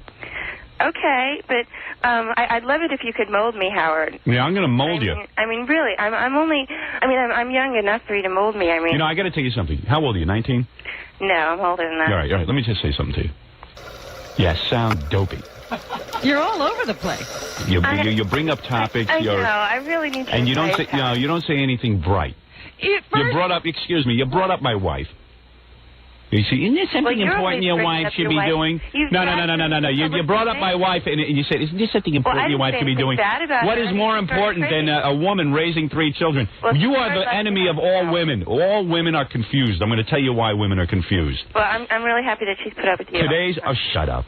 Today's woman is so confused because because you've got on one side other women criticizing them and saying, oh, you just stay home? You mean you just raise your kids? And the other ones are trying to do everything, and they are all run down. Why are you going on about this? What did I do to give you that impression? Because you make me ill. Oh, God, you're just PMSing, that's all. No, I don't have the started out telling PMSing. you didn't know Yeah, anything, you're and just now she's being a telling bitch. you mold me. Yeah, she's a nitwit. No, the thing is that I know a lot about other people, but when it comes to myself, I need a little guidance. Yeah, you're like most people. You're an expert on everything except yourself, and you can't even propel yourself out of BMCC. Oh, well, I just got there. So come down here. We want. Yeah, I want to meet you. I want to meet you. Okay, Howard, but like I said, I really need to be molded. I mean... Well, I'm going to mold you when you get down here. I'm going to mold you. That I'm Spanish. I'm Cuban. Yeah, good. And so, I'm familiar with Cubans. I look a little younger than I am, and I'll look this way for a long time. So, with your help, I could probably be a better person. Yeah. And, there's not that many... All right, I'll put you on hold, you annoying Cuban. I'll put you on hold, and I will speak with you. Howard. Yeah. Thank you, Commissioner. Yeah. All right. Now she's sucking up to me. I tell you, complete reversal. Yes, because once they come down here, right away, then she's going to have to deal with you face to face. She'll melt like butter. Gary, pick her up on the phone and instruct her on how to get down here, because she doesn't sound too bright. She wants to be an actress. She's going to be a big star, but she doesn't want money. Right. Very strange. This is my audience, filled with twits. I got to take a break. And when we come back... Have you ever had your IQ tested? Yes. And what is it? It's very low. No, I can't believe it. Very low. Well, then what was hers? Lower than mine. I'm almost a retard. No, I have not had my IQ tested. It must be very, very high. I don't know what... I really can't tell anymore. I listen to these people on the phone, and I wonder what's going on. I think I had an IQ test once, and they told me I was a little below average, honestly. But I don't believe it. I don't think I was tested properly. Where were you tested? I was tested in Virginia. I came to be tested in Virginia, believe it or not, by a bunch of yahoos. What happened was what is it? How the hell did she get into college? I don't know. I said, can you get down here? And she said, yeah. She goes, does Howard want me on the air? And I said, yeah. And she goes, oh, I don't know if I could do that. I go, you just were on the air. She goes, I was? Oh, boy. I didn't hear myself. I go, you were just on the air with Howard for 10 minutes. She's an idiot. I want to see what an idiot looks like. Well, she'll be here in an hour. Good. If she can find the studio. Is that other woman out there? Yeah. Who is this? I don't. She just came down here, some woman. I got to take a break, but there's a woman out there who... Unusual gift. Yeah, right. She has an unusual gift. She's also an adult entertainer. She also brought a bag of clothing to change into, do different outfits for you. She just came down here, and she told Gary out in the hall that she can write my name using her private parts. Which she's already done for us. I've never seen that. No, which she demonstrated for me. I had to make sure that, Gary it was on a level, so she just demonstrated it for the E-camera. Yeah, well, I don't know that they can show that on TV. I don't either. But I would like to see that. I would like to see her do it. Can she really do it good? Can you read it? It's absolutely. Is it legible? I mean, it's not, It's legible? Yeah, absolutely. Because if it's not legible, I don't want to... No, it is. She was explaining to me while she was doing it how the O is the hardest part. All right, well, I'd like to see that. I'll give her 5 minutes. Yeah. There are many things people come down here to do that I say, I wonder how they got proficient at it. Yeah. But this, I guess, is the worst of all. Yeah. I asked her how how did you, well, let me talk to her. Okay, we'll be back right after these words. If you're feeling... There you go. Wow, Robin. I think you ought to add that, too. What, the bongo? Yeah. I was just putting that in. You like that? Yeah. I'm a professional bongo player. We'll layer this thing until it's got full production. Yeah, right. Miss Carly Simon singing to your hero. Yes. Yeah. You know what? What? I just feel bad for all the jumpers before who didn't know about this show. Who could have called? I'm not taking... have a cellular phone. By the way, let me just announce my own retirement. I am not taking any more calls from jumpers because this thing... I just had a nightmare, I've been talking about this with a lot of people. Now, think about it. I'm on the phone. I was using my technique to save the guy. Let's say the guy didn't go for it, and he jumped. Okay? He jumped, and he died. Okay. The whole thing would have been different. Right away it would have been... Howard Stern doesn't know what he's doing. He should have immediately called someone else. Like I would have had time to do that. How big could they put the word scum in headline letters? Yeah. It could have just gone murderer. Murderer. Family says, we are hiring an attorney. Howard Stern, kill him. Meanwhile, the guy was suicidal his whole life. They could have saved him, but no. No, they're going to go after me. So just because of that, Yeah. other Well, that's our people society. won't get the benefit I'm going to tell you of something. your expertise. As a hero, I must tell you something. You have to think twice before you're a hero in our society, because the thieves, the sharks, the attorneys, that's what I'm talking about, the scum of our society, sit there and they wait for things like this to happen. And if you put it, let's say you see a guy. You're still looking at this case to see how. Yeah, they will find something.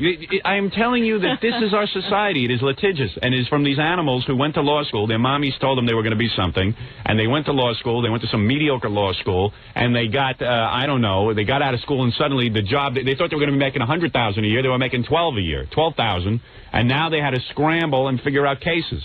And I am telling you, if you are a man walking down the street, and you see somebody choking on their own vomit, and you went and you picked the guy's head up or you tried to assist him in some way, they would figure out, these sharks, that you killed the guy. Even though the guy might have been an alcoholic, he was abusive, his family used to beat him. So you want to be the only hero. You're encouraging everyone else. I am encouraging you not to get involved. I must have been insane when I picked up that phone. Thank you. What did you want to tell me? Why were you sitting here? I forget, Gary. There was something you had to tell me, wasn't there? Well, there's a girl out there. Yeah, Bambi. You want to take 5 minutes on this? We got plenty to get to, but I'm not particularly intrigued. I'm intrigued.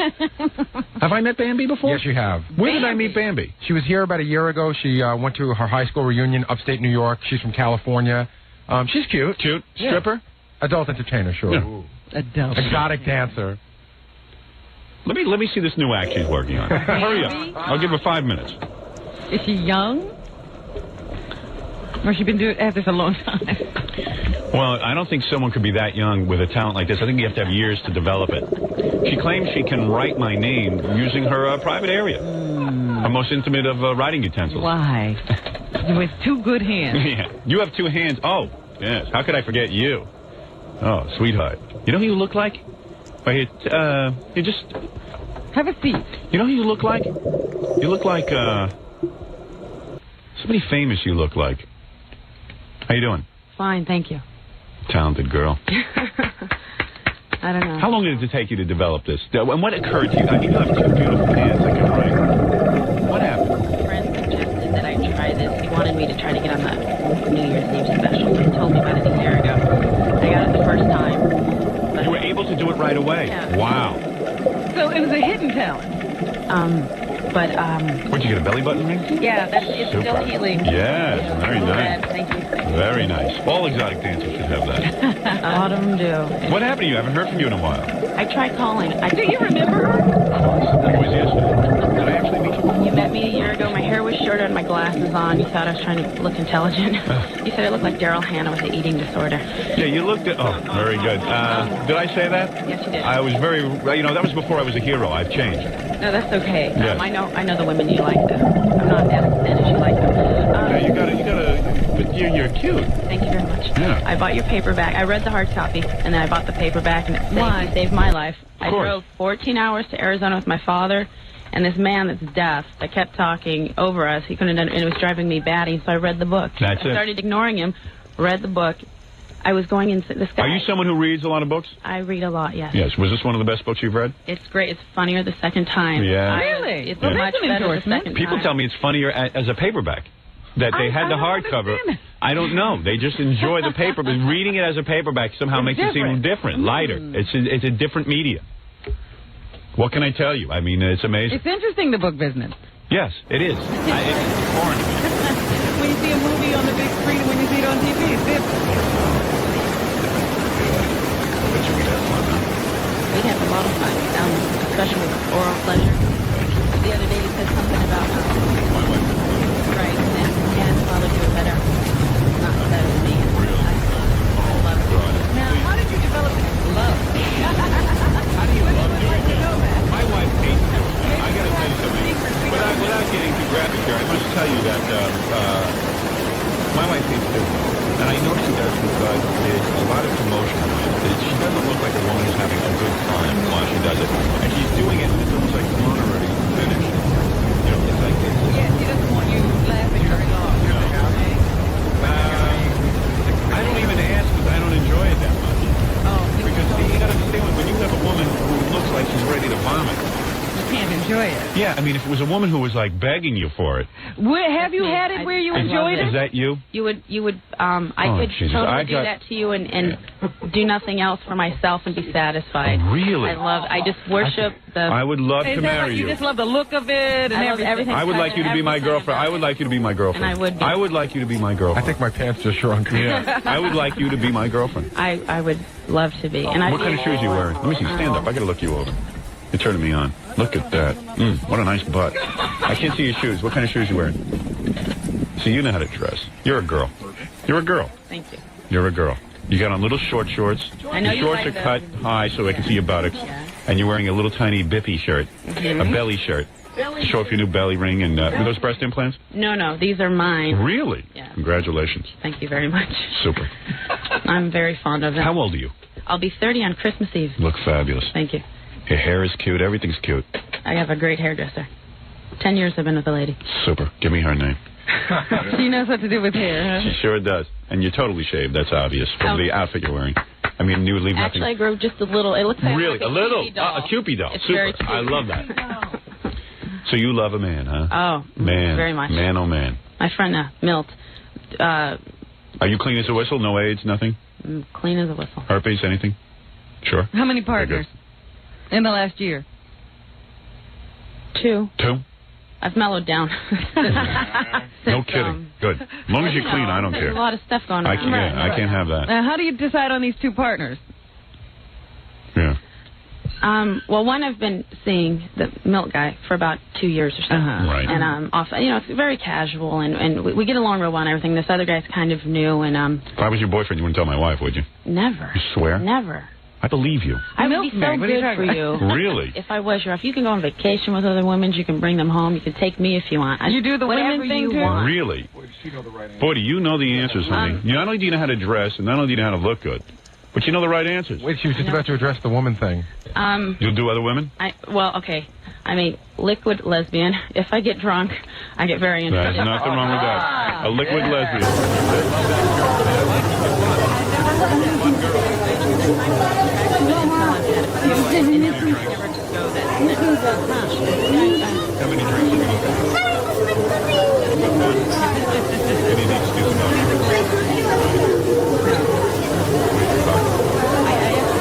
Anymore. Right. But when I did, You were more fun. I don't know if I was more fun. I was a different kind of fun. Oh, you're a super girl.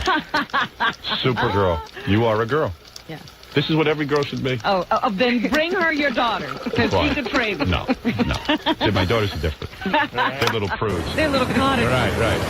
They're different. They're going to change the world. Okay. Now, so you developed this talent of writing with your private parts. Yeah. Well, how come you didn't? Did she audition for the? No, and now. You wanted to be on our New Year's show. No, actually. I was actually thinking that since next Friday will be our last show before our vacation, that we should have just picked a new Miss Howard Stern 1994, done it here on the air, and had different girls enter the contest. Why not? Well, because I don't have any money to give them, and I don't have any. It's like I'll we do haven't. it for no money. Really? You'd be Miss Howard Stern 1995? I would love to represent you. Give her the crown. Can I just say something? Give her the stupid crown. She wins already. Who's going to top that talent? Even though we don't have any money to give them, right? If we had adult entertainers or strippers in the contest, think of what that title would add to their money when they go to work. Oh yeah, Well, I that's didn't even what I was think of going to that. say. There are promotional values. Like, how much money do you get now to appear in a club? Oh, I work at the same club. I don't go around like a lot of the girls do. I see. It's Your salary would be tripled, wouldn't it? Probably. Yes. Yes. Oh, well, that's an incentive. There you Very go. popular, Howard. Yes. All right. Obviously, you're not wearing any underpants. I have a little G-string on. Ooh. Just I wasn't sure what Right. would happen, so I have it on. I'd love to have sex with you. Boy, we'd have some fun. A lot of fun. What if I dumped you, though? Wouldn't you go tell my wife you'd be angry and want some sort of... No. Really? What would I gain? What would I gain? You would just break up a marriage, right? I would ruin her. You would ruin her. You would ruin my relationship with her. But, I mean, what would it get you? Nothing. Nothing at all. I'd lay low for a while. We'd become friends later. Wow. The perfect woman. Perfect. What do you mean she's blowing You're it? blowing it. Why am I blowing Because you're getting sucked into this whole thing. Of course, it's easy to say now. I'm just but asking. I That's know. all. I believe her to be honest. He's going to do No, but something. Be quiet, Pablo. he's I'm mesmerized. just thinking about it. That's all. I'm weighing my options. Oh, Bambi, a night of pleasure with you. That's all. One night is all I need. What's your real name? Bambi. Come on. Who cares what a real name is? I don't want to know your real name. That'll ruin it. I like Bambi. Yeah, that's your God-given name as far as I'm concerned. Bambi. Whatever your parents named you was wrong. They didn't know you were going to be this. You're a Bambi. A lot of my friends call me that outside of the club. It's Do they? pretty much my name. Yeah, I just want to know you as Bambi. Even when we do it, I want to be with Bambi. I don't want to be with, Yeah, but when you say it, I think of Montel Williams' wife. Yeah, there's a lot of Bambis in the strip business. Yeah, there's Bambi Jr. Do you know Bambi Jr.? No, but I heard. Yeah, she's Bambi Jr. Yeah. Bambi and Bambi Jr. Montel Williams' wife is Bambi Jr. and actually trying to reinvent herself. Montel gets mad if you mentioned that she was Bambi Jr. Right, yeah. But that's why he had her on the show where he met her, because she was Bambi Jr. Yeah, Bambi Jr. If it hadn't been for Bambi Jr., you'd never know. Right. Now he wants you to be a different person. Right. Oh, she's mother. Yeah, she's not Bambi Jr. anymore. You'll always be Bambi. Always. Super. All right, show me this talent. I'm fascinated by it. Do you mind showing it to me? Not at all. Good, okay. You want to use the drum? You've got great legs. What is that? What do you want to use? We're going to use... Oh, he's going to prop her up on a drum so she doesn't have to get on the floor. What are you doing, Bubba Booey? I'm helping her get set up. Hold on a second. You need to tell me explain to me what's going on. Why can't she write on the desk? Because it's too high. Oh, it's too high. Yeah, I'm not tall enough. Look, All right, finger cuts. Oh, you use finger cuts. Okay. What a body on you. Look at those legs. Roller blading. Is that it? I roller skated as a child every day. Really? Grew Super. up in Southern California. No kidding. Too bad Jackie's not here. Finger cuts. Yes, I know. He would love that.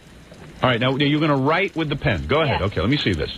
Nice body on you. I love girls who like getting naked in front of other guys. And putting things Go where ahead. they don't Wow. belong. Super. Well, already I know this isn't on the E! Show, but... Wow. Going to write my name? Yeah. All right. H.O. will do. Is there a certain amount of pen you need? Yeah. Right, she's doing it. All right, what do you need? Let us know. A little bit lower. Something lower? I got it. You're fabulous. Hold on, don't go anywhere. What do you got? Just hold that position. He's going to bring in the credenza. Feels a little awkward. Hey, you think you can play the drum with, no? You think you could play tennis with a tennis racket? I want to see what else you can do. I've never tried that. A tennis racket? I think you can handle it, Bambi. Handball. I think This is perfect. Oh, perfect. Okay. What about one of those highlight baskets? Can you play highlight with a highlight basket? I have a whole bunch of things here. I have here's a fork. Can you eat with Maybe I can feed somebody. Could you feed me with this fork? Maybe. Oh my goodness, she has a tattoo in the weirdest place. I know, on her butt. Let me see. Wait, you are? I can't see so good. You want me to move this? This is very strange. Oh, I've got the worst You do? angle. Yeah, I don't have any good angle. I missed it. You want me to move this? Yeah, Gary, move the thing so I can see. Why is Robin getting the great view? Ooh, I wanted to know, does that turn you on? I'm not sure. I got to see it. Bambi's an amazing girl. Now, Bambi, go... All right, Bambi, go ahead. Yeah. Right. All right, let me Turn see. your back to Howard and Wright. It's an amazing view. All right, I like that view. Oh, that's sick. Look at Bambi writing. She has neat handwriting. You have neater handwriting than Baba Booey. She's amazing. I'm running out of paper. You see, this is turning me Oh, on. she has to write big. Can you write smaller where you don't have that much paper? Oh, you writing my whole name? Yeah. Oh, Did she God. spell it right? H-A. That's not his name. Well, she's not a good speller, but the point is she made an A. That's it. That's close enough. Let me see. What letter are you up to, Bambi? It's hard for me. Is that a B? I didn't know a B was in my name. He doesn't have a B. All right, baby, let me see your work. I want to show the camera. Because who knows? They might just block you out while you do it, and they can. Here, let me have that. Look at Bambi's work. Hold on, Bambi. Let me show. Look at that. Wow, Robin, come on. Let me see you do that. There it is. H-O-W-A-R-D. Oh, I wrote better than that in second grade. Yeah, but not with your private parts. Look at that, Bambi. Nice work. Funny. Not that much practice. Aren't you terrific? When are you getting to script? Well, I was thinking if I keep practicing, I might be able to. Can't say handwriting. Well, what about calligraphy? That would be something. That's amazing. Isn't she great? The R is very impressive. You know, not only is the R. She went for that. I thought some other kind of The R. O is the hardest. O is the hardest, and D, a little trouble with that, but yet. Yeah, because that's another circle. But it clearly says Howard. Yeah. Clearly says Howard. Yes. Even an alien from outer space. Now, Bambi, I know you've never tried it before. What about trying a drum? Could you play the drums? Really? I can try. All right, go ahead. Here she goes. Well, listen. What are you talking about? Oh, Bambi, Don't do it if it's too hard for you. I've never. I think you can handle it. I think it's. I don't know. I've never played a drum with my hands. I don't know. Oh, are you talking about your drumming ability? Well, I'll put a song on. Where is the song? I'll play my hero song. might be a little lower. Hold on. Yeah, can you probably lower that a little? Can you lower the drum, Gary, for God's sake?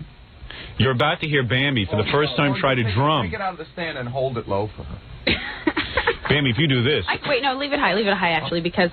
Leave it high. Try. Yeah, because don't forget the drumstick is very big. It's much bigger than a pen. Yeah, I think she'd be better with maracas. Now, Bambi, hold on. I'm going to put a song on. Tell me when you're ready. I'm ready. All right, here we go. I love girls. Hold on. Oh, right. All right, go ahead, Bambi. I can't do this. Wait. Get the microphone on the drum, stupid. All right, here we go. Oh, God. Oh, there she goes. Fantastic. Wow. Bambi. Bambi, you were in perfect beat. Thank you. Thank you very much. Fabulous. Fabulous work. Well, that drum I know. What are you doing in there? Bambi, where can we see you perform? The Wild Goose. The Wild Goose? California. In Englewood, California? Yeah. Oh, you're all the way in from California? Yeah, I just came in for, well, it's kind of like a birthday gift to myself. I came in the city for a few days. I like to come to New York City. Well, you know, this was an unannounced visit, and I can't thank you enough for showing me how you do that. Fantastic talent.